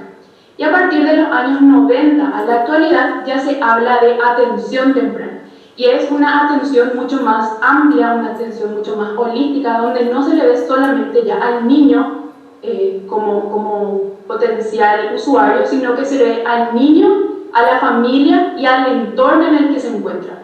Y ya se habla no solamente de niños con discapacidad, sino que puede ser con niños con algún rezago, con algún riesgo, con alguna dificultad en el desarrollo evolutivo o con alguna otra condición específica. Y la prevención ya se da en los 3 niveles. En el nivel 1 sería la prevención a la salud, ¿verdad?, donde se hacen campañas para trabajar con las familias, con los centros educativos. En el segundo nivel, que es, como habíamos mencionado, la detección, el diagnóstico, y en el tercer nivel recién ya sería la intervención. ¿Y cuáles son las tres grandes características de esta atención temprana, y más aún con enfoque centrado en familia? Es la familia como primer mediador del desarrollo, donde los profesionales apoyan a los profesionales para ejercer este rol. O sea, hay una colaboración y no se le ve solamente al profesional como el experto, sino que se le involucra en las tomas de decisiones, en la elaboración de objetivos, en las intervenciones que se va a ir haciendo a la familia. O sea, hay un trabajo coordinado familia y terapeuta. La segunda característica es que se da en la rutina de las familias. Son el recurso como oportunidades de aprendizaje. No se ve un lugar específico de llevarla al consultorio o en un lugar específico para hacer estas intervenciones, sino que se plantea hacer durante las rutinas diarias de la familia las intervenciones que se van proponiendo. Y los profesionales ayudan a identificar las oportunidades de aprendizaje. En este caso se hace por medio de una herramienta denominada entrevista basada en rutina, donde el profesional, con ayuda de la familia, describe cuáles son los procesos que tiene la familia durante su día a día, y en esas rutinas diarias se van metiendo con pequeñas acciones que ayudan a las intervenciones que estos van a ir teniendo.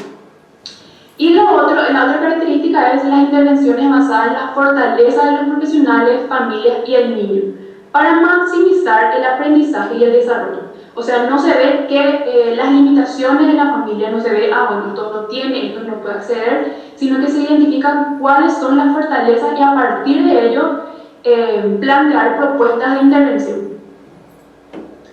Cuando hablamos de atención temprana, hablamos de un conjunto de intervenciones dirigidas a la población de niños de 0 a 6 años y sus familias, cuyo objetivo es responder a las necesidades de los niños en riesgo o con discapacidad. O sea, tenemos una mirada mucho más amplia, no solamente centrada en intervenciones específicas, en servicios específicos, sino que vemos el todo. Y el resultado esperado en la atención temprana es favorecer el funcionamiento del niño y la calidad de vida familiar.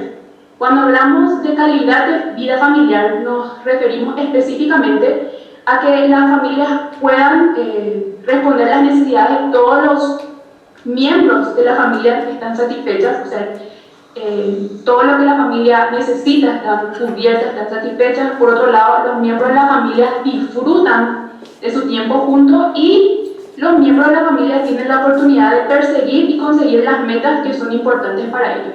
Y acá es muy importante resaltar que cuando se establecen los objetivos a ser tratados, ¿verdad? El objetivo a ser propuesto en este proceso de intervención, se hace en relación o en base a lo que la familia necesita. Muchas veces en un enfoque donde se le ve al niño específicamente de manera aislada, se ven los objetivos que tal vez los terapeutas consideran que son primordiales, ¿verdad? Pero con un enfoque centrado en familia se ve lo que la familia verdaderamente quiere. Tal vez un niño tiene múltiples condiciones y nosotros priorizamos, tal vez, no sé, que camine, pero la familia lo que quiere es que él hable. Entonces, en este diálogo, en esta elaboración conjunta, familia, terapeutas, se identifican cuáles son las necesidades prioritarias de la familia y en base a ello se trabaja. Y el proceso principal de este modelo es empoderar a los cuidadores principales de los niños para que puedan favorecer su desarrollo y que estos den oportunidades durante las rutinas diarias. Y cuando hablamos de empoderar a los cuidadores principales en este caso se puede identificar no solamente con los que viven con el niño, que sería papá, mamá o abuela, tía, sino que ver por medio de una herramienta denominada Ecomapa, ¿verdad? Cuáles son los lazos cercanos que tienen estos niños, ¿verdad?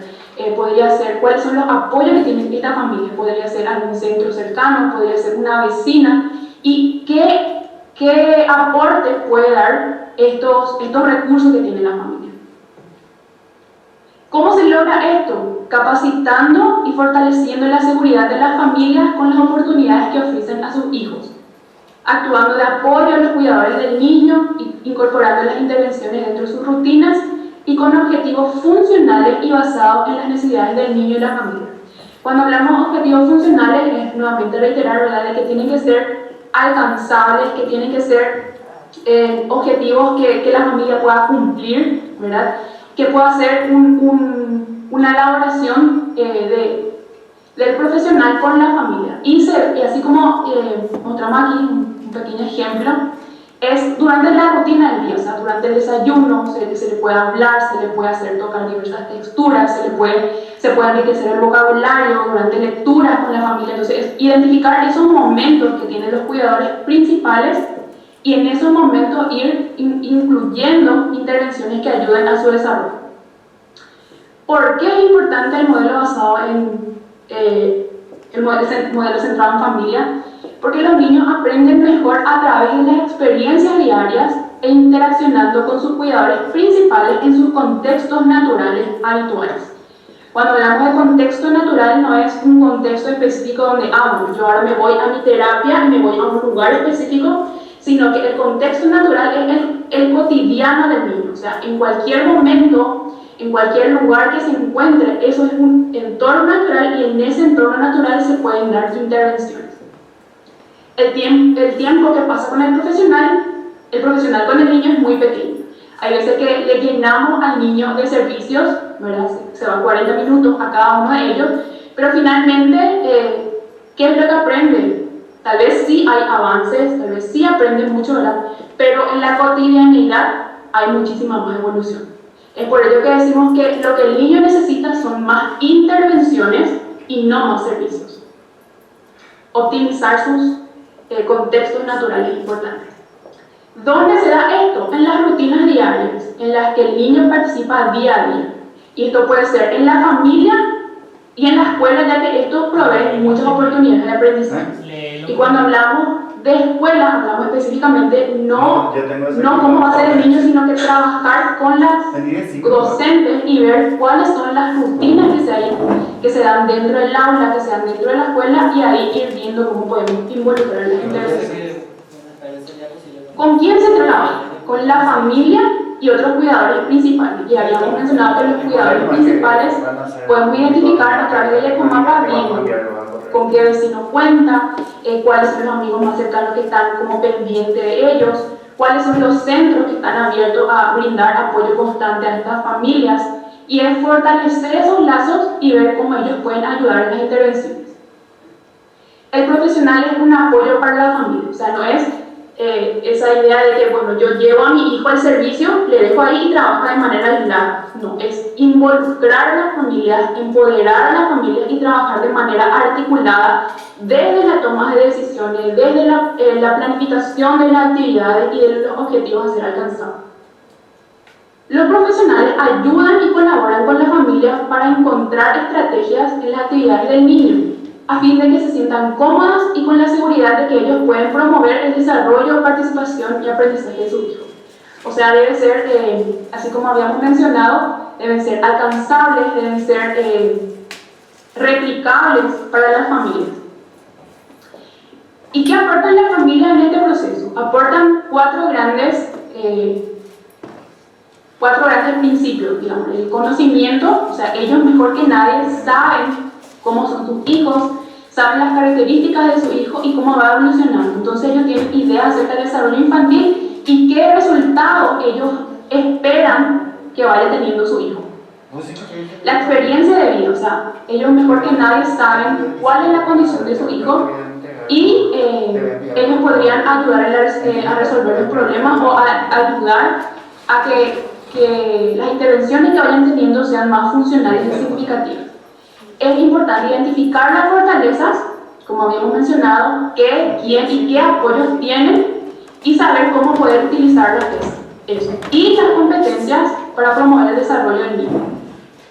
Y para finalizar, quiero hacer aquí un pequeño resumen acerca de qué verdaderamente entonces es la atención temprana y qué nos ofrece ello, ¿verdad? Los beneficios que ella tiene. La atención temprana favorece las prácticas que construyen relaciones, hablamos de relación terapeuta, profesional, familia, donde se tienen en cuenta los valores, las actitudes y las creencias profesionales, se comparten comportamientos, actitudes interpersonales y profesionales. Por otra parte, estas prácticas apoyan la elección y participación, o sea, no es unidireccional, sino que es la articulación y la comunicación constante de profesional-familia. Ahí se toman decisiones y acciones conjuntas, se ven los servicios y los apoyos, y esto se hace de manera flexible y responsable, y esto favorece a una cualificación técnica calidad, donde el profesional experto ayuda en cuanto a las metodologías y las estrategias, pero siempre en compañía y en colaboración con las familias. Muchas gracias.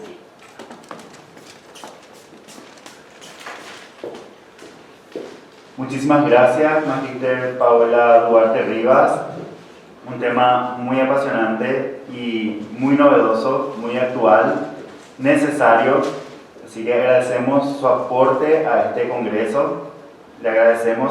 Le recordamos a las personas que pueden ir dejando sus preguntas en el chat, si hay alguna, para que al término de la última presentación, que es la que continúa, podamos trasladárselas a los ponentes. En este caso ya veo que contamos con dos preguntas para la doctora Limón, que luego le vamos a trasladar.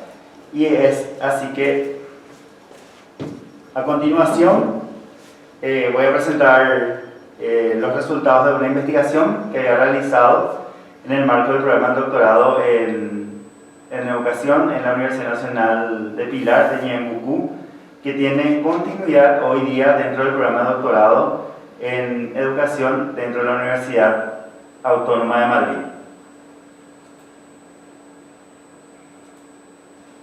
Paola, si me puedes hacer anfitrión, por favor.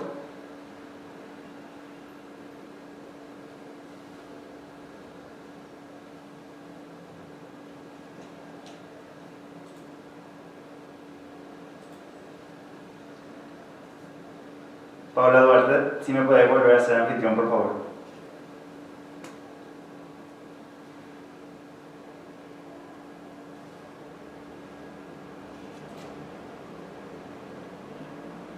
Muchas gracias, Paola.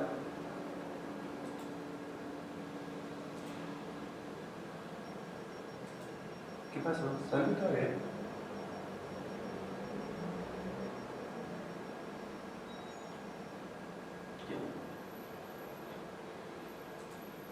¿Qué era pues si sale todavía?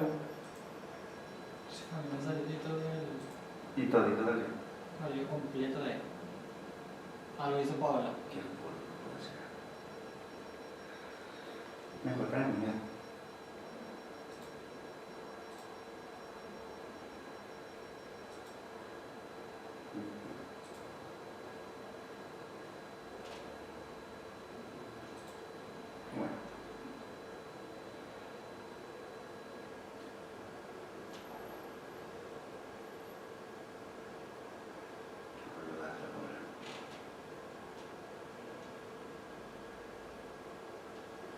Tal señor.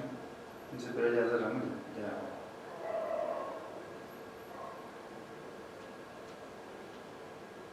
Paola, ¿sabes qué? Cerraste toda la sesión. O para ir a ese congreso. Bueno, y así, ya está. Qué horror. No es que sin nada, pues no quiero escuchar nada.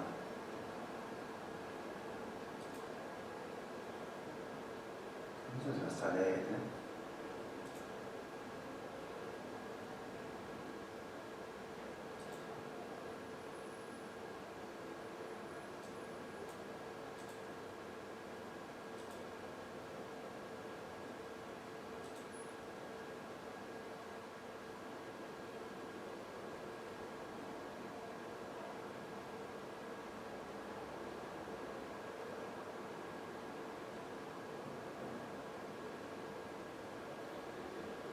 ¿A vos te aparece todavía el congreso o no? No, acá yo te, a mí de todo me eliminó.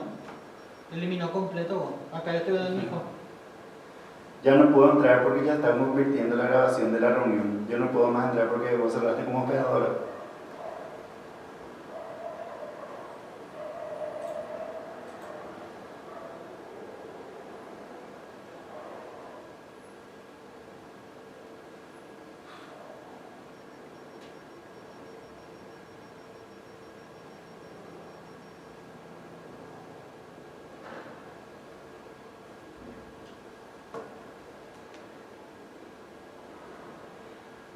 Ya no me da la opción. Pero no, ya terminó, o sea, ya. Yo no me faltaba. Ahora le voy a. Ya no tengo forma de entrar ahora.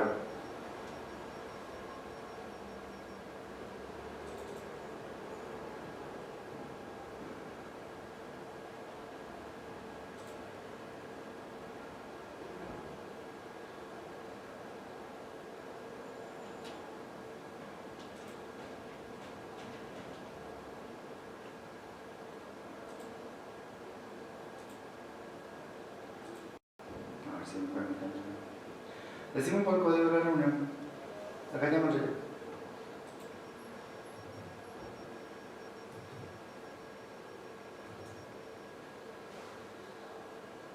A ver si me permiten.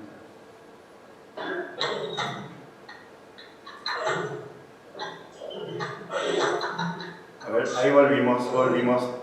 Un pequeño problema técnico.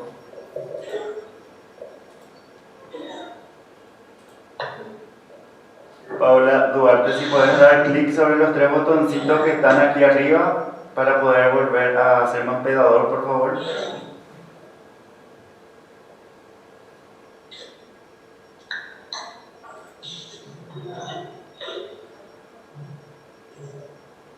Paola, tenés que hacerme hospedador, tenés que tocar esos botoncitos que están sobre, los tres botoncitos que están sobre el centro asturiano y ahí me haces hospedador, por favor.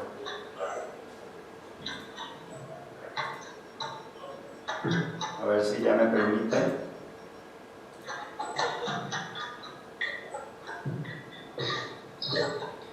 Paola, ¿me escuchás? Si me podés hacer hospedador, por favor. Sí, no me sale aquí. Aquí en el, donde está la imagen mía, pones el pulsor encima y te va a aparecer unos tres puntitos en la parte superior derecha y ahí te tiene que dar las opciones.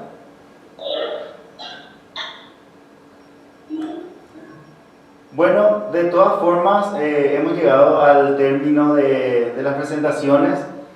Agradezco muchísimo a cada uno de los ponentes por sus investigaciones, por los resultados presentados. Agradecemos enormemente al doctor Valentín Martínez Otero Pérez, presidente del Centro Asturiano de Madrid, quien fue el centro que nos hospedó y nos brindó la oportunidad de poder congregar a estos investigadores con tan importantes aportes para la educación y, como decíamos al principio de este evento, que a pesar de esta situación particular de pandemia hemos podido avanzar y sin parar, es decir, la investigación no paró, como decimos. También agradecimientos especiales por el apoyo brindado por la Fundación REP para la Educación en Iberoamérica, en la persona del presidente Germán López Noreña.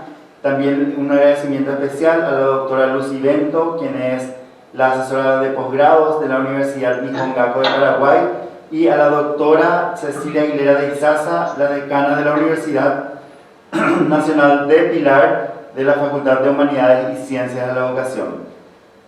Para cerrar, quisiera dejarle el micrófono al doctor Valentín Martínez Otero y luego, si podemos realizar la pregunta, o sea, si podemos evacuar la pregunta con la doctora Limón. Bueno, muchas gracias. Yo tengo que decir que para mí ha sido un honor el poder acoger de alguna manera este evento, este congreso, pero tengo que agradecer de nuevo el que se nos haya elegido al Centro Asturiano de Madrid por parte del magíster Hugo Daniel Yajari, muy agradecido, y además te felicito y también a todos los apoyos, a todas las autoridades y a todos los ponentes, porque la calidad del Congreso ha sido muy alta, ha habido mucha participación y por tanto es un verdadero orgullo, una gran satisfacción la de haber podido contribuir modestamente a este evento. Yo creo que lo que hace falta es que se repita y me vas a disculpar, Hugo Daniel, pero creo que queda tu ponencia, es así, ¿no? Yo te animaría, si nadie pone inconveniente, a que lo hagas. Sí, pero no, lo voy a hacer sin la presentación porque no me he puesto como hospedadora a Paola y no logramos arreglar esa puntita. ¿Cómo se sale como hospedadora a mí?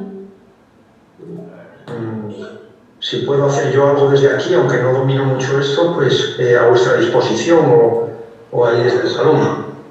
No, pero de todos modos, como le digo, lo importante es que ya logramos y en tiempo ya estamos en tiempo, así que quedaría para el próximo evento que lo vamos a realizar más adelante con mayor tiempo y mejor organización.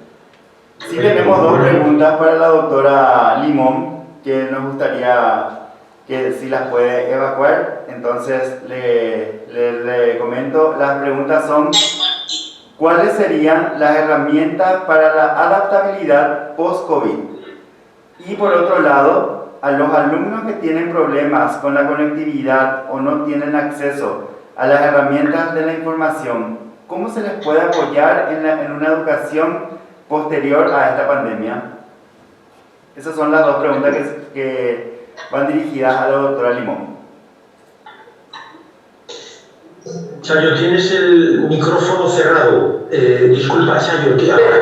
Sí, perdona Hugo, perdona Hugo, la segunda, si me puedes decir, es que no... Sí, te reitero.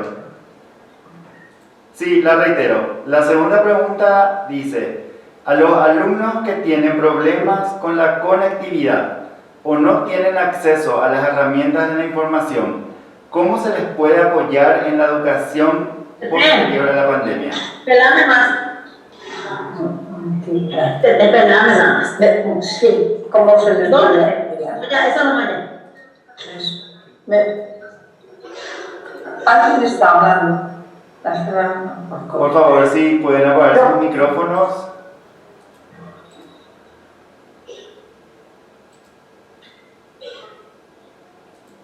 Yo, sí. Ahí está. Bueno, yo agradecer primero, que ya lo he hecho, pero de verdad a todos por este congreso, y gracias Hugo, que ha estado muy bien organizado, de verdad, siempre, y gracias al profesor Valentín y a todas las personas que nos siguen, y también a las personas docentes e investigadoras, y también que participan en la política, porque sin duda son una ayuda muy grande. Yo, las herramientas para la estabilidad post-COVID, pues sin ninguna duda yo creo que primero es hacer un análisis de la realidad, de cada realidad. Y tenemos, de verdad, que potenciar los cuidados.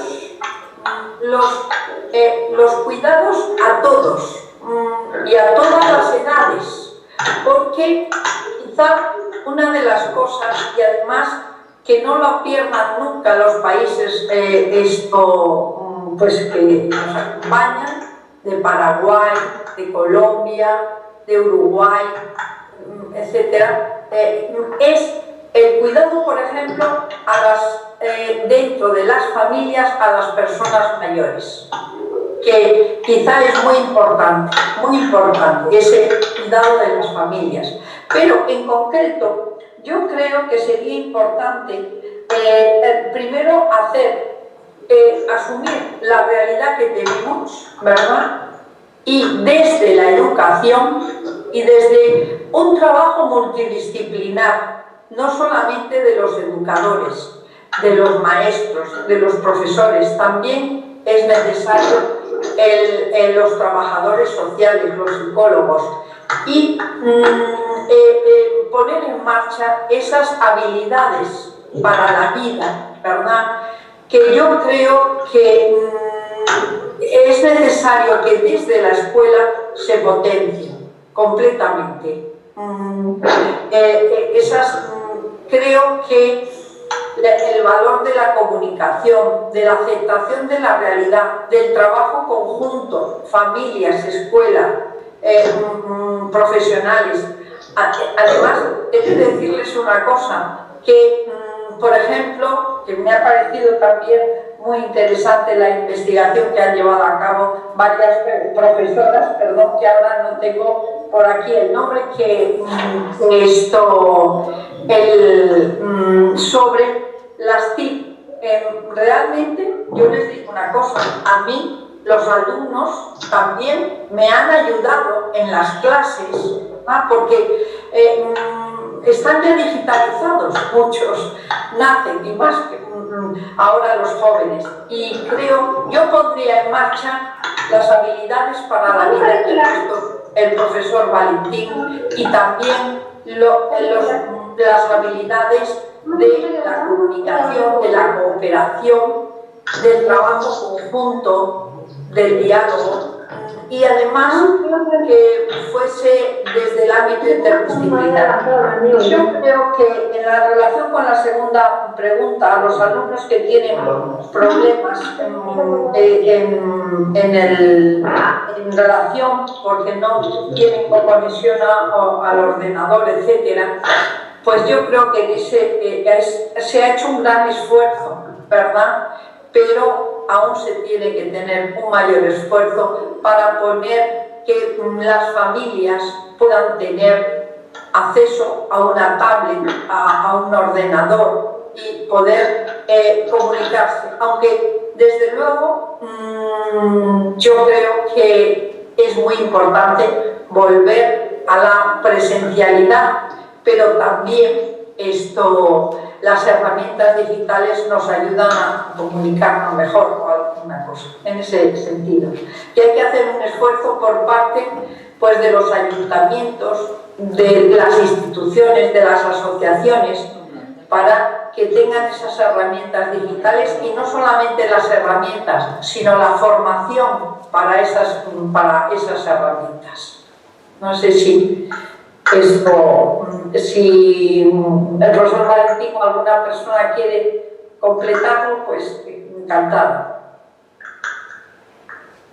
No, por mi parte felicitarte, Chayo, como doctora Limón, como a todos los demás, efectivamente, todas las ponencias por la variedad, y tengo que decir que la doctora Limón Mendizábal es una especialista muy acreditada, catedrática en pedagogía social y especialmente en las edades, vamos a decir, avanzadas, ¿no? En las personas mayores, en el envejecimiento activo, de manera que has lanzado esos mensajes tan positivos de esa edad ya madura tan oportuna también para abrirse a nuevos horizontes, resuelta en estos tiempos muy esperanzador. De manera que yo creo que es un poco el denominador común de todas las ponencias, ¿no? La necesidad de contribuir desde nuestros espacios, desde nuestras responsabilidades profesionales, pues a mejorar la educación, especialmente de los sectores más vulnerables, y a lo largo de toda la vida.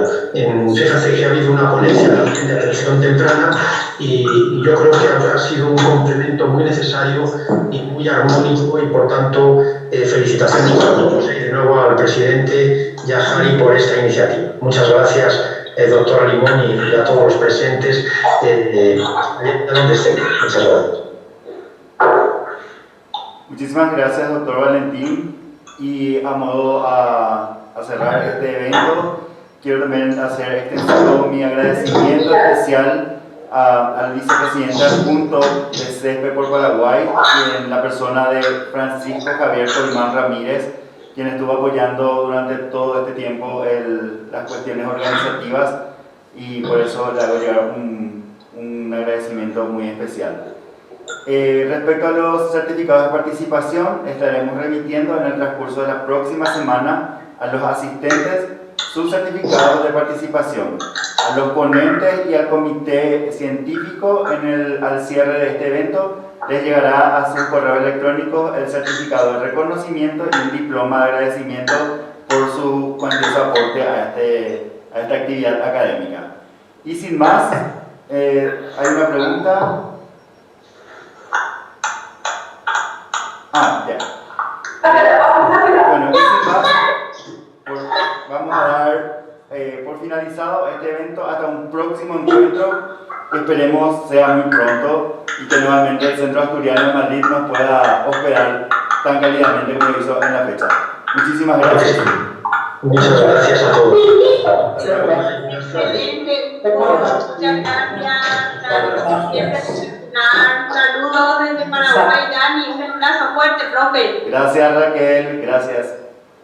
Muchas gracias a todos. Adiós. Un saludo para el profesor Valentín, a Hugo Daniel Yajari, Francisco Colmán desde Paraguay, Pilar, Paraguay. Muchísimas gracias. Excelente las ponencias. Hola, Katy. No te reconocía, pero bueno, hola, profe. Encantado de saludarte también y de que nos sigas. Seguimos. Igualmente, gracias, profe. Un saludo muy cordial, un abrazo. Gracias a todos. Recuerdo que te Gracias, Daniel. Doctor Valentín, no sé, tenía que averiguar mi historial. Sí, probablemente tenga algún antepasado asturiano. Loreña es un municipio de Asturias. Te escribo. Claro que sí, con mucho gusto. Bueno, bendiciones. Genial, hay que seguir, no hay que parar. Desde luego. Bendiciones para todos. Muchas gracias. Adiós. Felicitaciones para todos también de mi parte, compañero Vicky, Nelson, Hugo. Un abrazo. Profe. Saludos.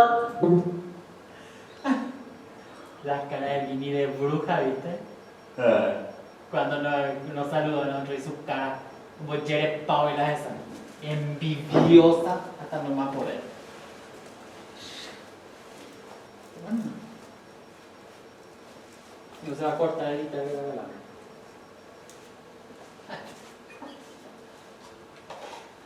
No puedo terminar por ahí. Ay,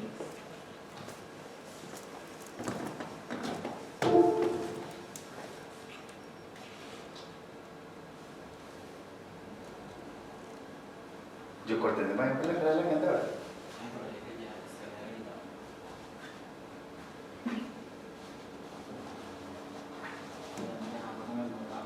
Para que luego me escriben en el WhatsApp si se puede pedir la palabra. Eso está ahí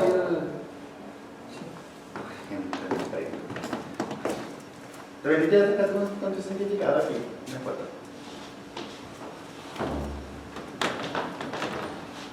muy lindo, todo bien. Como siempre, Una naca. pero me salvo. Para que no me haga más escuche mi trabajo. Me voy a poner así para que se vea la bandera.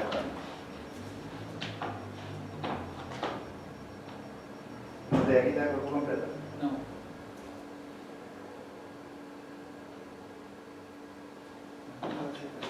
Porque no se ve. Sí.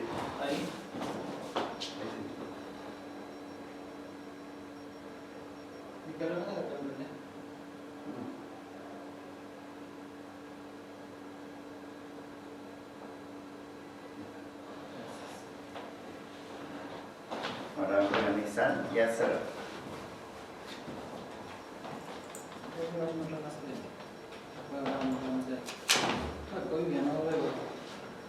Y con toda la Paraguay. Voy a irme a negociar. Necesitamos reconocer.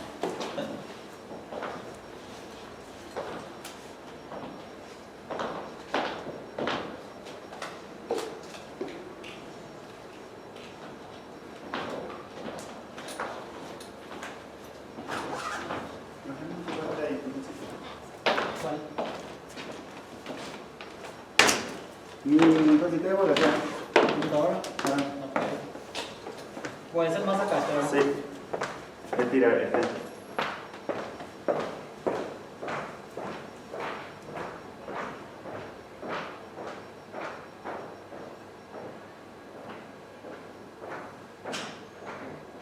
Hemos cerrado, hemos terminado. Voy a estoy buscando un papelero para ti. A ver. Ahí donde las mujeres. Vámonos.